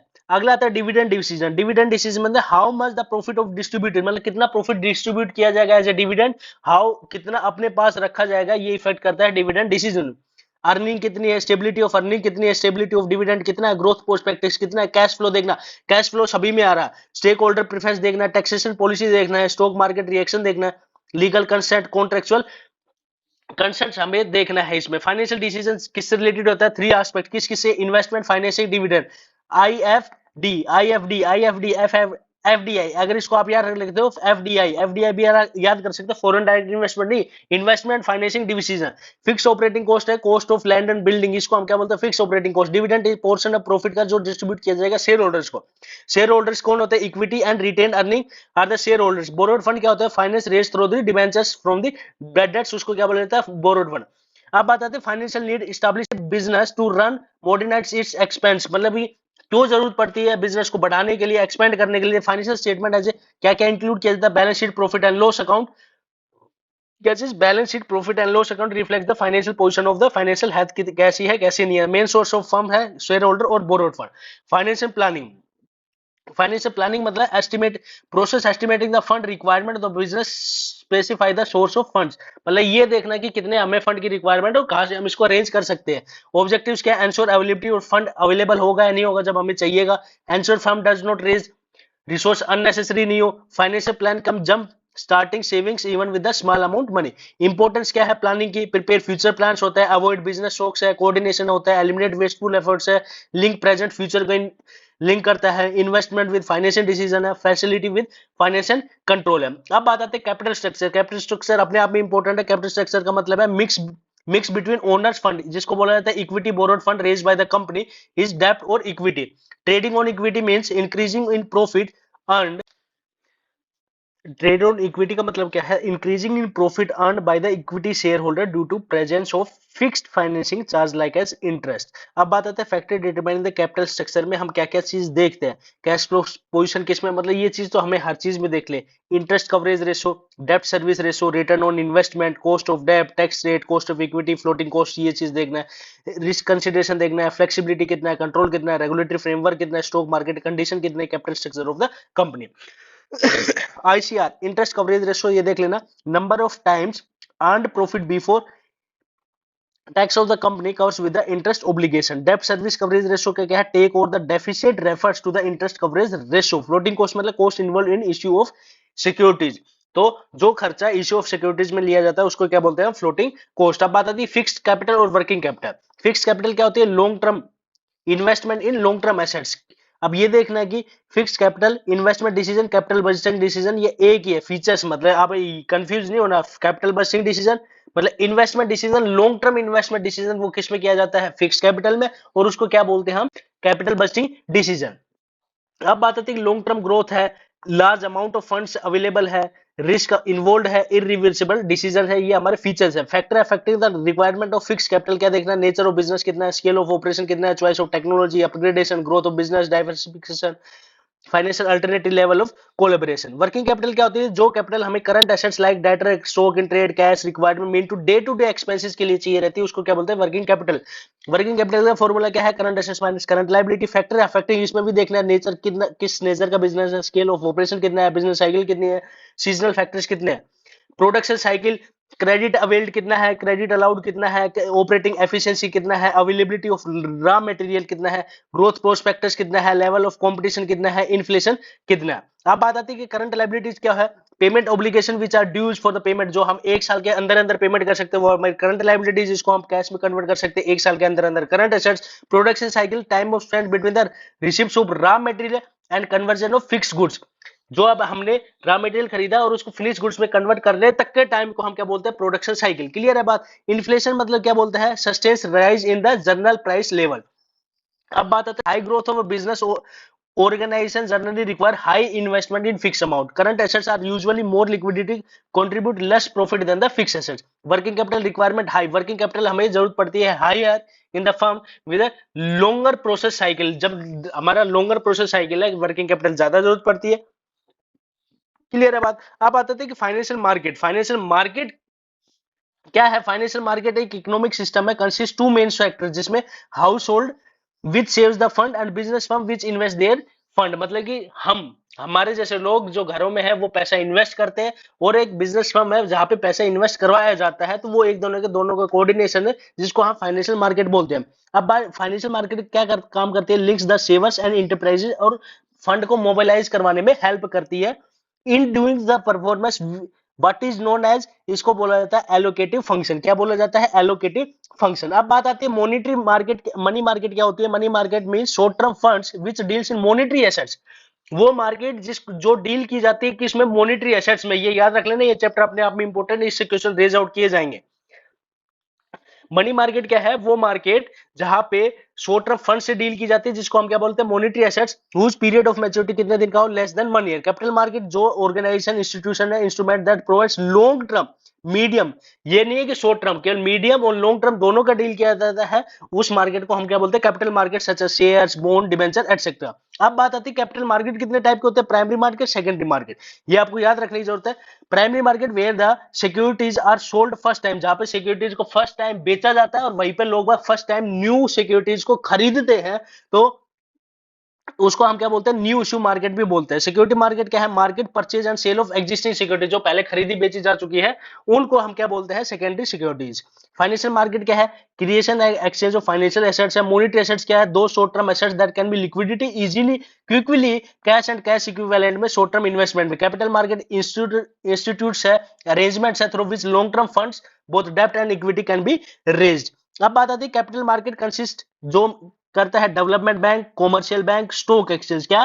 Development bank, commercial bank, stock exchange. Money market क्या है? एक market which where low risk unsecured short term डेब्ट instruments are highly liquid are issued actively traded everyday. Primary market को क्या बोला जाता है, न्यू इशू मार्केट भी बोला जाता है। सेकेंडरी मार्केट को क्या बोला जाता है, स्टॉक मार्केट और स्टॉक एक्सचेंज। ये बात आप याद रख लेना, उस टाइम पेपर में आप भूल जाओगे। प्राइमरी मार्केट का न्यू इशू मार्केट बोला जाता है, सेकेंडरी मार्केट को स्टॉक मार्केट भी बोलते हो, स्टॉक एक्सचेंज भी बोलते हैं। कंफ्यूजन होने की जरूरत है नहीं।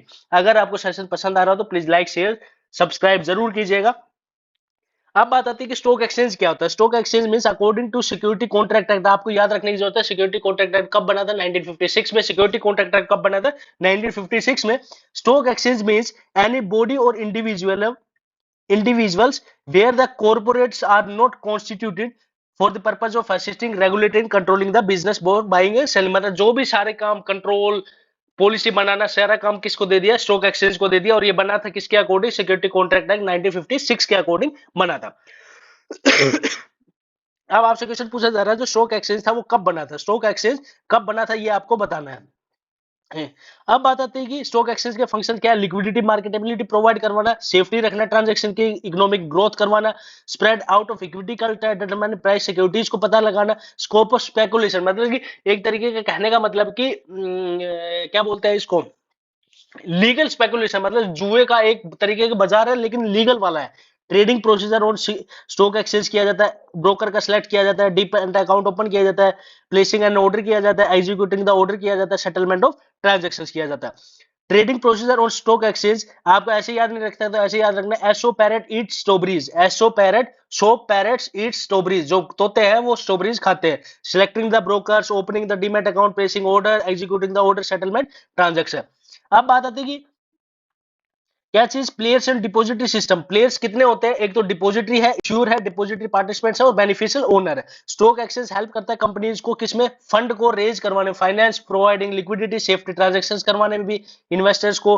और the efficiency of functioning stock exchange create the conductive climate for an active and growth primary market new issue. मतलब एक तरीके का ऐसा वातावरण क्रिएट करता है जिसमें सब कोई पार्टिसिपेट कर सकते हैं। अब बात आती है कि सेबी, सबका दादा, जिसको बोला जाता है security exchange board of India, से भी, जो स्टैब्लिश किया गया था Indian government by Indian government in कब, 1988 में। कब स्टैब्लिश किया गया था, 1988 में स्टैब्लिश किया गया था under the administrative ministry of finance के, government of India. Later it became statutory body under किसके अंदर, सेबी एक्ट, सेबी एक्ट 1992 के अकॉर्डिंग 1998 में स्टैब्लिश किया गया था। ऑब्जेक्टिव्स क्या है, रेगुलेट स्टॉक मार्केट को देखना, स्टॉक एक्सचेंज को देखना, इन्वेस्टर्स को बचाना, माल प्रैक्टिस को देखना, कोड ऑफ कंडक्ट लागू करना। सेबी का फंक्शन क्या है, रेगुलेटरी, रजिस्ट्रेशन करवाना, जो इन्वॉल्वमेंट है, registration of investment schemes, regulation of intermediates, regulation of take over bids, calling for information, fees लगाना, other delegated communication to India. Development functions क्या है, ट्रेनिंग्स देना, कंडक्टिंग रिसर्च करना, कैपिटल मार्केट को develop करना, प्रोटेक्टिव मतलब बचाता भी है किसे, probation of unfair trade practice मतलब कोई गलत काम तो नहीं कर रहा है, कंट्रोलिंग इनसाइडर ट्रेडिंग को रोकता है, investor production. Code of conduct का मतलब एक तरीके का रूल्स एंड रेगुलेशंस, आप ये मान कर चलो सिंपल सा set of rules and regulation. Mall practices का मतलब careless behaviour by the professional और ऑफिशियल पर्सन। सेबी है, SEBI was given statutory status कब दिया गया था, 30 जनवरी 1992 थ्रू दी ऑर्डिनेंस। कब दिया गया था, 1992 में। हमें पता था आ गया था लेकिन कब मिल गया था उसको स्टैट्यूटरी, 30 जनवरी 1992 में। ओवरऑल ऑब्जेक्टिव सेबी का क्या है, protect the investor and promote the development of, regulate the securities market. अब बात आती है कि हमारा क्या चीज, मार्केटिंग। मार्केटिंग अपने आप में बड़ा चैप्टर है, इसको देखना पड़ेगा, इसमें से क्वेश्चन हमेशा पूछे ही जाते हैं।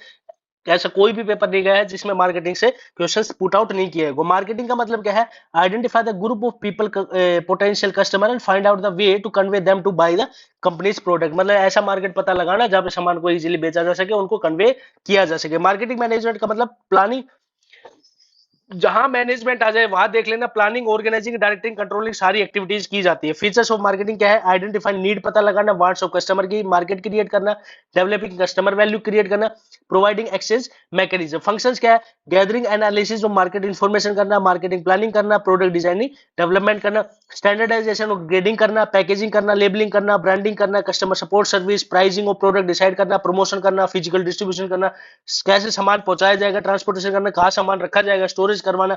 स्टैंडर्डाइजेशन मतलब प्रोडक्ट्स को अलग अलग करना, ग्रेड के हिसाब से, क्वालिटी के हिसाब से। अब बात आता है कि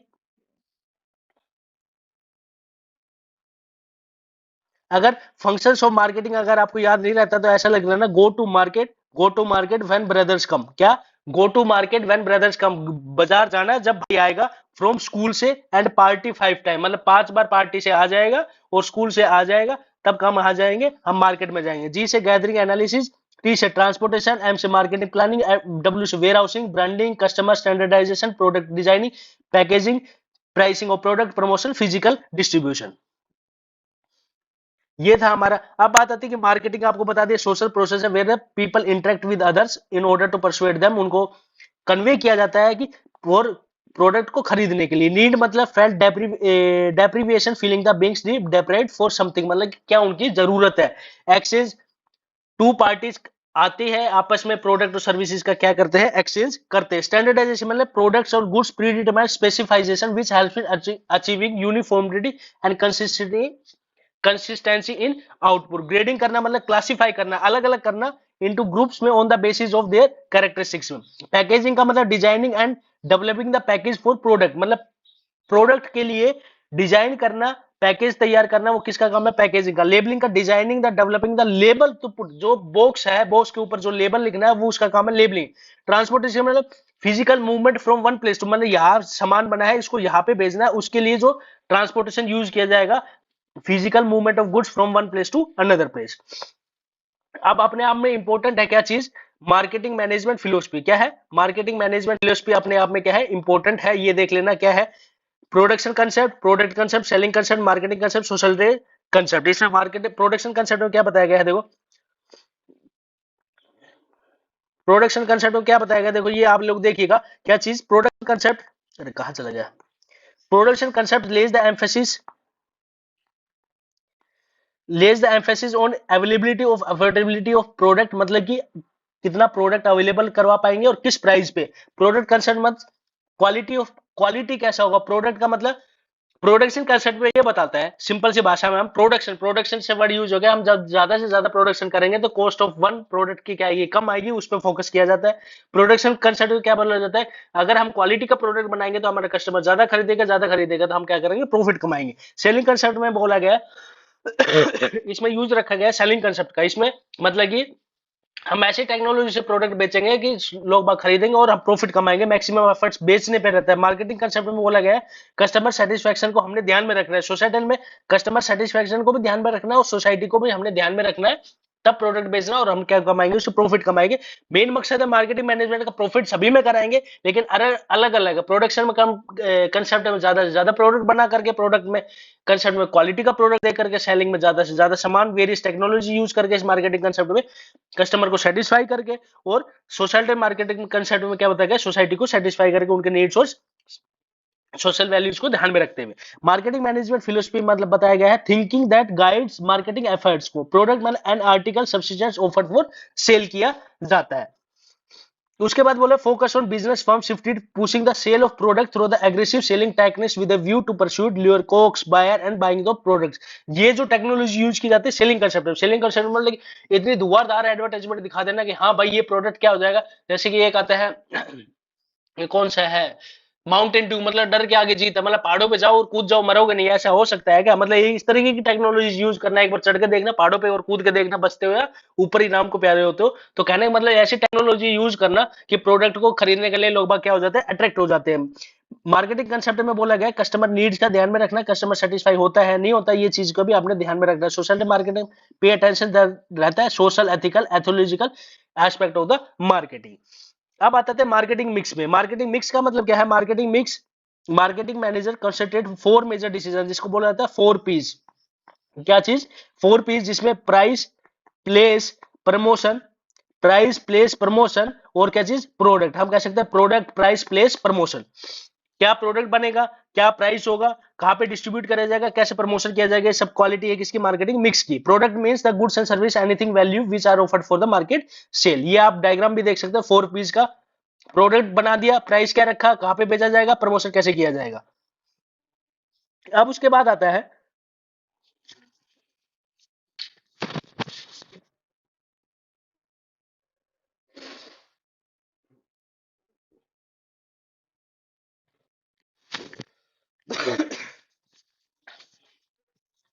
तबीयत खराब है फिर भी गला बोलते बोलते क्या है सूख जाता है। अब देखते हैं कि कंसेप्ट में क्या बताइए, important decision relating to product में क्या है, branding. It is the process giving the name और साइन और symbol to the product. Branding का मतलब है नाम देना, साइन देना, सिंबल देना। Brand it is a term, sign, symbol, design, ये है। ब्रांड नेम क्या है, verbal contact on the brand. Verbal contact है उसको बोला जाता है brand name. Brand mark recognise the form of symbol, colour but not utterable. Trademark क्या है, ब्रांड और part of a brand which is given legal protection, जिसको बोला जाता है हम ट्रेडमार्क। तो ब्रांड में इंक्लूड किया जाता है, एनवीएस का जो पेपर आया था उसमें इंक्लूडिंग था ब्रांड, किसको बोला जाता है, ब्रांड नेम, और ब्रांड मार्क को हम क्या बोल सकते हैं, ब्रांड बोल सकते हैं। एनवीएस का जो पेपर आया था उसमें आप क्वेश्चंस देख सकते हो। अभी जो पेपर हुआ था उसमें आया था ब्रांड, ब्रांड में दिया हुआ था ब्रांड नेम और ब्रांड मार्क, दोनों क्या है, इकट्ठे बोले जाएंगे तो हम क्या बोल सकते हैं, वो ब्रांड है। ब्रांड नेम का मतलब वर्बल कंपोनेंट है, मार्क का मतलब है फॉर्मल सिंबल और कलर है। क्लियर है बात। Good brand name should be easy pronounce, अच्छे से बोला जा सके, सजेस्टिव, डिस्टिंक्ट, अलग हो सके, फ्लेक्सिबल हो, वर्सटाइल हो, लीगली रजिस्टर्ड हो और परमानेंट हो। अब बात आती है पैकेजिंग। पैकेजिंग का मतलब है art designing the producing the container और the wrapper of the product. भाई आपके पास कोई बॉक्स आता है उसके ऊपर क्या डिजाइनिंग है, क्या है क्या नहीं है, वो सब चीज की बात है पैकेजिंग में। अब बात आती है पैकेजिंग की लेवल्स कितनी है। पहले primary package, product immediate container. भाई आप कोलगेट आते हैं, कोलगेट के अंदर मतलब जो कोलगेट रहती है वो एक ट्यूब सी रहती है, वो आपका प्राइमरी पैकेज है। Secondary package, it additional layer of protection keeps the till product is ready to use, वो आपका किस में आ गया। उसके बाद एक बाहर एक बॉक्स आता है, वो आता है secondary package. It refers to the further packaging component necessary for strongest transportation. अब जब वो होलसेलर या डिस्ट्रीब्यूटर के पास आता है, वो पूरा कंटेनर का कंटेनर आता है, वो आपका क्या लगेगा, ट्रांसपोर्टेशन पैकेज। फंक्शनिंग पैकेजिंग का फंक्शन क्या है, प्रोडक्ट को पहचान लेना, प्रोडक्शन को बचाना, प्रोडक्ट को फैसिलिटेट यूज ऑफ प्रोडक्ट है, प्रोडक्ट प्रमोशन भी है। लेबलिंग का मतलब क्या है, designing and developing the label to be put on package, मतलब किस तरीके का लेबल करना है। Label are useful for providing detail information, उसके ऊपर आपको पूरा डिटेल इंफॉर्मेशन के साथ रहता है, तो वो क्या कहलाता है, लेबलिंग। लेबलिंग का फंक्शन क्या है, describe the product, specify contents, किस किस से मिला है, प्रोडक्ट को पहचानने में, ग्रेडिंग करने में, प्रमोशन करने में information required by the law. अब बात आती है price, it is amount by buyer और रिसीव्ड और seller in consideration of the purchase, बदले में जो दी जाती है वो क्या होता है, price. Price determination, product of cost कितनी आई है, यूटिलिटी ऑफ डिमांड कितनी है, एक्सटेंशन कंपटीशन कितना है, गवर्नमेंट लीगल रेगुलेशन कितना है, प्राइसिंग ऑब्जेक्टिव कितना है, मार्केटिंग मेथड कौन सा यूज किया, उसके बाद क्या चीज डिसाइड की जाती है, प्राइस डिसाइड की जाती है। फिजिकल डिस्ट्रीब्यूशन, गुड्स को कैसे पहुंचाया जाएगा, जहां से बना है और कस्टमर तक कैसे पहुंचाया जाएगा। Concern with making the goods service available at right place so the people can purchase. इसमें है कंपोनेंट, फिजिकल डिस्ट्रीब्यूशन में ऑर्डर प्रोसेस किया जाता है, ट्रांसपोर्ट किया जाता है वेयर हाउसिंग से इन्वेंट्री में। चैनल ऑफ फिजिकल डिस्ट्रीब्यूशन में क्या है, देखो direct channel, goods are made directly available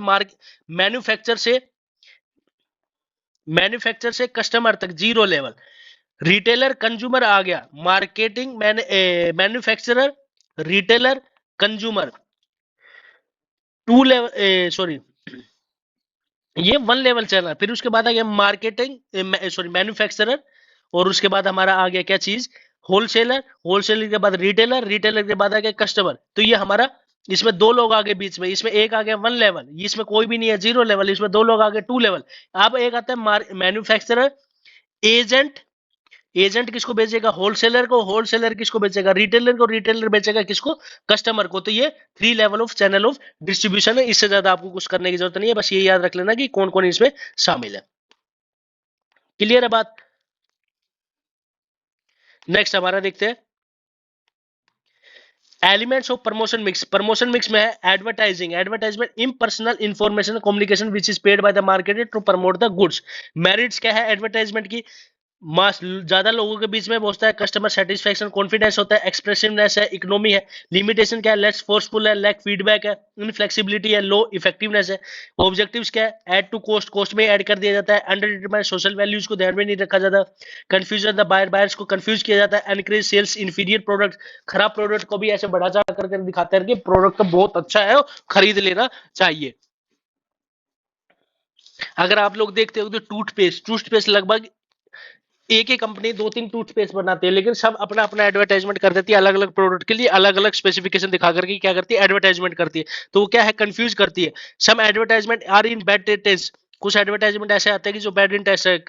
कुछ एडवर्टाइजमेंट आप मम्मी पापा के साथ बैठ करके क्या देख रहे हो, कोई मूवी देख रहे हो, कोई सीरियल देख रहे हो, बीच में एडवर्टाइजमेंट आ गया तो सर गर्दन नीचे कर ली जाती है या पास उठ करके जाना पड़ता है। मतलब सर एडवर्टाइजमेंट क्या होता है, बेड इन टेस्ट है। पर्सनल सेलिंग में क्या बोला जाता है, फेस टू फेस कॉन्टेक्ट किया जाता है। इसकी मेरिट्स क्या है, फ्लेक्सिबिलिटी है, डायरेक्ट फीडबैक है, मिनिमम वेस्टेज है। फीचर्स क्या है, पर्सनल इंफॉर्मेशन मिल जाती है, डेवलपमेंट रिलेशनशिप क्रिएट होता है। इंपॉर्टेंस ऑफ पर्सनल सेलिंग में क्या है, इफेक्टिव प्रमोशनल टूल है, फ्लेक्सिबल है, मिनिमाइज वेस्टेज है, कंज्यूमर अटेंशन मिलता है, लास्टिंग रिलेशनशिप है, पर्सनल रिपोर्ट्स है, role in introduction of stage है, लिंक विद कस्टमर है। पर्सनल सेलिंग की इंपॉर्टेंस, कस्टमर को क्या है, आइडेंटिफाई नीड्स का पता चलता है, लेटेस्ट मार्केट इंफॉर्मेशन का पता चलता है, एक्सपर्ट एडवाइस है, इंड्यूस कस्टमर है। पर्सनल सेलिंग टू सोसाइटी को है, कन्वर्ट लेटेस्ट डिमांड का पता चलता है, एम्प्लॉयमेंट अपॉर्चुनिटी होती है, कैरियर अपॉर्चुनिटी है, मोबिलिटी सेल्स पीपल है, और प्रोडक्ट स्टैंडर्डाइजेशन है।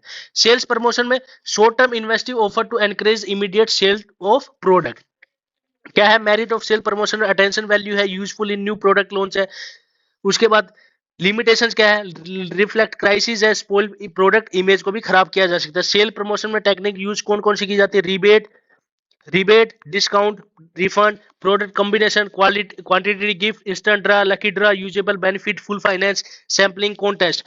अगर आपका एनवीएस का पेपर था उसमें आया था कि एक कार है 10 लाख रुपए की, कितना है, एक कार है 10 लाख रुपए की, उस पर छूट दिया जा रहा है 10,000 रुपए की, तो किस टाइप की सेल्स प्रमोशन टेक्निक यूज की जा रही है, तो वो यूज करी है जा रही है रिबेट। रिबेट का मतलब डिस्काउंट की अमाउंट कैलकुलेट करके ऑलरेडी दी हुई है, उसको बोलते हैं हम रिबेट। और डिस्काउंट अगर यहाँ पे बोला जाता है 10%, तो उसको बोला जाता है डिस्काउंट दिए ना। क्लियर है बात। प्रोडक्ट कॉम्बिनेशन का मतलब है क्या चीज, एक टी शर्ट के साथ एक पैंट फ्री, ये क्या है, प्रोडक्ट कॉम्बिनेशन है। अगर एक पैंट के साथ एक पैंट ही फ्री दे रहा है, ये हमारा क्या है, क्वांटिटी गिफ्ट है। तो ये याद रख लेना, क्वांटिटी गिफ्ट और प्रोडक्ट कॉम्बिनेशन में क्या है, रिफंड में क्या डिफरेंस है, डिस्काउंट में क्या डिफरेंस है, रिबेट में क्या डिफरेंस है। Public relation, it involves the activity involves in product image company, जिसमें रोल ऑफ पब्लिश रिलेशन क्या है, प्रेस रिलेशंस है, प्रोडक्ट पब्लिसिटी है, कॉर्पोरेट कम्युनिकेशन है, lobbying, counselling. Tools of public relations क्या है, प्रेस रिलीज करना, press kits, brochure, newsletter, annual reports, conference, ये क्या है, टूल्स है पब्लिक रिलेशंस के। अब आता था चैनल ऑफ डिस्ट्रीब्यूशन, आपको बता दिया डायरेक्ट क्या है, कस्टमर स्कोर, मैन्युफैक्चर के बीच में 1 लेवल रिटेलर आ जाएगा, बीच में 2 लेवल में होलसेलर रिटेलर कस्टमर, 3 लेवल में आ जाएगा manufacture agent wholesaler retailer customer. ये क्या है हमारे channel of distribution. Promotion mix कैसे कैसे की जाती है, एडवर्टाइजमेंट की जाती है, पब्लिसिटी की जाती है, पर्सनल सेलिंग की जाती है, सेल्स प्रमोशन कौन करता है, मार्केटर करता है, कहां तक, कस्टमर को सामान पहुंचाने तक क्या क्या किया जा सकता है, advertisement, personal selling, publicity, sales promotion. अब बात आती है कि marketing mix, set of marketing tools to firm use to pursue the marketing objectives, target को पूरा करने के लिए। Packaging, designing the labelling the package of, pricing, क्या प्राइस डिसाइड करेंगे, ट्रांसपोर्टेशन, कैसे सामान को पहुंचाएंगे, वेयर हाउसिंग, कहां पे स्टोर किया जाएगा। Promotion mix, promotional tools used by the organizer to achieve its communication objectives. Personal selling मतलब oral presentation of message in the form of conversion with the one or more prospective customers for purpose of marketing sale. Rebate क्या है, offering product at special price पे clear cut access of inventory. Discount क्या बोला गया, offer product less than the listed price. Product combination, another product gift gift along with purchase of product, मतलब कि एक shirt के साथ एक पैंट फ्री दे रहे हैं वो हमारा प्रोडक्ट कॉम्बिनेशन, लेकिन एक पैंट के साथ एक पैंट फ्री दे रहे हैं वो क्या है, क्वांटिटी गिफ्ट है। तो ये बात आप याद रख लेना, जो कि अपने आप में क्या है, इंपॉर्टेंट है। Channel word distribution, smooth flow from goods and creating position, place and time, ये हमारा एडवर्टाइजमेंट क्या है, पेड फॉर्म कम्युनिकेशन है। क्लियर है बात। अब बात आती है कि हमारा याद रख लेना, प्रमोशन मिक्स का क्या एलिमेंट्स है, स्पेशल पीपल एक्ट स्मार्टली, मतलब एडवर्टाइजमेंट करना, पर्सनल सेलिंग करना, सेल्स प्रमोशन करना, पब्लिक रिलेशन करना, ये हमारी क्या है, एलिमेंट्स ऑफ प्रमोशन मिक्स है। अब बात आता है कंज्यूमर प्रोटेक्शन एक्ट, करवा दिया है हालांकि फिर भी एक बार आपको रिवाइज करवा दिया जाता है। कंज्यूमर प्रोटेक्शन एक्ट 2019 आया था। इसमें मेन पॉइंट क्या है, इंपॉर्टेंस क्या है, from the point of view educate मिलती है कस्टमर को, प्रोटेक्ट होता है, safeguard from widespread exploitation है। From point of view business में क्या है, लॉन्ग टर्म इंटरेस्ट है, बिजनेस यूज सोसाइटी रिसोर्सेज है, फुलफिलमेंट ऑफ सोशल रिस्पॉन्सिबिलिटी है, मोरल जस्टिफिकेशन है, अवॉइड गवर्नमेंट इंटरवेंशन है। Scope of consumer protection wide scope है, तो ये सब चीज इतना है नहीं। अब बात आती है कंज्यूमर कौन होता है, consumer who can file a complaint, complaint कौन फाइल कर सकता है, consumer, any voluntary consumer associated registered है, central government, central authority, one more consumer whose number of numerous consumer having the same interest, in case of death of a consumer, in case of consumer being minor, by protect against marketing of goods, inform quality purity, be assured the variety of good services at competitive price, seek redressal against the unfair trade. Consumer की responsibility क्या है? Be aware about the variety of products, quality certification marks देखना, use of product safety देखना, read labour carefully, obtaining cash memo लेना, customer consumer organisation के बारे में पता होना, file complaint when required, save the environment, get fair deal. Relief क्या क्या दिया जाएगा? रिमूवल ऑफ डिफेक्ट दिया जाएगा, रिप्लेसमेंट गुड्स किया जाएगा, कंपनसेट दिया जाएगा, रिफंड किया जाएगा, इशू करेक्टिव एडवर्टाइजमेंट करवाया जाएगा, विड्रॉल हैजार्डियस गुड्स को बेचने से रोका जाएगा, सीज मैन्युफैक्चरिंग हैजार्डियस गुड्स को सीज किया जाएगा, contribution to consumer welfare fund होगा, discontinue of unfair trade practices हो गए। अब रिड्रेसल कौन से होते हैं ये आपको देखना है। तो डिस्ट्रिक्ट कमीशन, जिसमें बोला जाता है कि एक प्रेसिडेंट होगा, 2 मेंबर होंगे, एक वुमेन सभी में रहेगी, तो ये कोई नई बात नहीं है, तो एक बात ये याद रख लेना।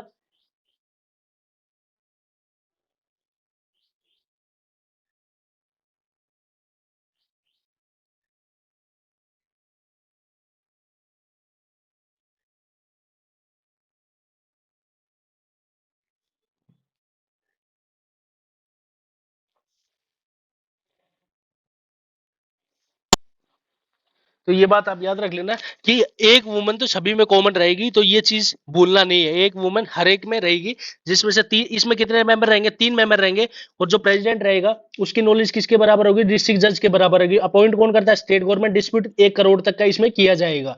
क्लियर है बात? सेटिस्फाई नहीं होता तो 45 दिन के अंदर अंदर वो आगे तक जा सकता है। 3 जिसमें से 2+1 मतलब 1 तो वुमन रहेगी। क्लियर है बात? उसके बाद बोला स्टेट कमीशन में प्रेसिडेंट रहेगा, मिनिमम 4 मेंबर। क्या चीज? मिनिमम कितना रहेगा? 4 मेंबर। कितने रहेंगे? 4 मेंबर। इसमें कितने थे? 3, अब बढ़ गई तो कितना हो गया? 4।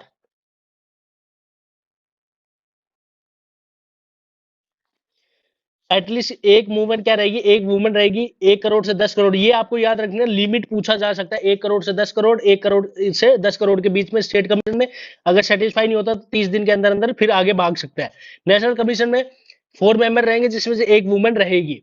मतलब 3 तो आपको बताया था, प्लस एक वुमन तो सभी में रहेगी, तो टोटल कितने हो गए? 4 हो गए। इसमें कितना हो गया? टोटल कितने हो गए? 4। मतलब कि 3 तो वो रहेंगे, प्लस एक वुमन सभी में रहेगी। ये बात आपको याद रखनी है, एक वुमन सभी में रहेगी। तो 1 प्रेसिडेंट होगा, और इसकी नॉलेज होगी किसके जज के बराबर है? हाई कोर्ट जज के बराबर रहेगी या सुप्रीम कोर्ट के? ये आपको बताना है कमेंट में। डिस्प्यूट कितना होगा? 10 करोड़ तक का डिस्प्यूट किया जाएगा। सेंट्रल गवर्नमेंट अपॉइंट करती है इसमें। अगर वो सेटिस्फाई नहीं होता तो 30 दिन के अंदर अंदर वो कहा जा सकता है, सुप्रीम कोर्ट में चैलेंज कर सकता है। रोल ऑफ कंज्यूमर एनजीओ का क्या है? एजुकेट करना, publishing periodically other publication, knowledge देना, और क्या करना? Encouraging customer to strongly protect करना, प्रोवाइड लीगल असिस्टेंस प्रोवाइड करना, फाइलिंग द कंप्लेन करना, take initiative link case in interest to general public. अब बात आता है कि इंपोर्टेंस कंज्यूमर ऑर्गेनाइजेशन एनजीओ कौन कौन सी है? कंज्यूमर कोऑर्डिनेशन काउंसिल दिल्ली में है, कॉमन क्लोज दिल्ली में है, वॉइस है दिल्ली में है, CERC consumer education research centre का है, अहमदाबाद में है, कंज्यूमर प्रोटेक्शन काउंसिल का है, अहमदाबाद में है, कंज्यूमर गाइडेंस सोसाइटी कहाँ है? मुंबई में है, मुंबई ग्राहक पंचायत मुंबई में है, कर्नाटक कंज्यूमर सोसाइटी है, कंज्यूमर एसोसिएशन कोलकाता है, कंज्यूमर यूनिटी ट्रस्ट है कहाँ है? जयपुर में। अब बात आती है कि कंज्यूमर प्रोटेक्शन क्या होता है? कंज्यूमर कौन होता है? कंज्यूमर ऑर्गेनाइजेशन, रीएड्रेसल एजेंसीज है, एनजीओज है। अब ये आपको बता दिया, कंज्यूमर प्रोटेक्शन 2019 है। इसके इंटरप्रिटेशन क्या है? Right to hear, right to choose, right to redressal, right to protect, right to inform, right to consumer awareness. तो hey champ remains punctual in class, hey champ remains punctual in class, तो ये हमारे क्या है? Rights है। Right to hear, right to choose, right to redressal, right to protect, right to inform, right to consumer awareness. Redressal agencies कौन कौन सी है? National, state, district. ये हमारे क्या थे? ये हमारे क्या थे? क्या बोलते हैं? रिवीजन था, एक क्विक फास्ट रिवीजन था किसका? हमारी पूरी बिजनेस स्टडी का। अगर आपको पसंद आया तो प्लीज लाइक शेयर सब्सक्राइब जरूर कीजिएगा। Thank you and have a nice day. एक बात, ये बात और जरूर ध्यान रखना, जो इसमें अभी डिस्ट्रिक्ट कमीशन में कितना गिवन था, ये हमारा है। इसको एक बार आप एनसीईआरटी के थ्रू गो थ्रू करना है कि इसमें दिया है 1 प्रेसिडेंट, क्या चीज गिवन है? 1 प्रेसिडेंट, 2 अदर मेंबर्स, तो टोटल हो गए 3। और लेकिन स्टेट कमीशन में गिवन है कितना? क्या होगा? 1 प्रेसिडेंट होना चाहिए and 2 not less than 2 other member, 2 से कम नहीं होने चाहिए। तो कहने का मतलब हो गया 3 हो गया। इसमें भी कितने हैं? 3 है, जिसमें से एक वुमन रहेगी, तो 2+1, इसको करेक्ट कर लेना। इसमें कितना होगा?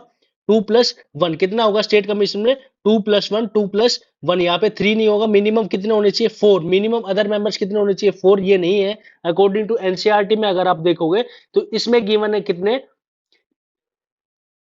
President and not 2 less than other member, 2 member कम नहीं होने चाहिए, और one of woman whom should be a woman, उसमें से एक क्या होनी चाहिए? वुमन होनी चाहिए। तो इसमें भी कितने होंगे? 3। तो जिसमें से 2+1, और लेकिन इसमें कितने होंगे? 4 होंगे। ये इंफॉर्मेशन थी, थोड़ा आप लोग देख लीजिएगा और एक बार एनसीईआरटी से भी आप कंफर्म कर लीजिएगा। मैंने तो कंफर्म कर लिया है, जिसमें बोला गया है दोनों में 3 है, जिसमें से एक वुमन कंपलसरी हो गई। वुमन सभी में कंपलसरी है, लेकिन जो नेशनल कमीशन है, नेशनल कमीशन में कितने होंगे? 4 होंगे, जिसमें से एक वुमेन होगी। क्लियर है बात?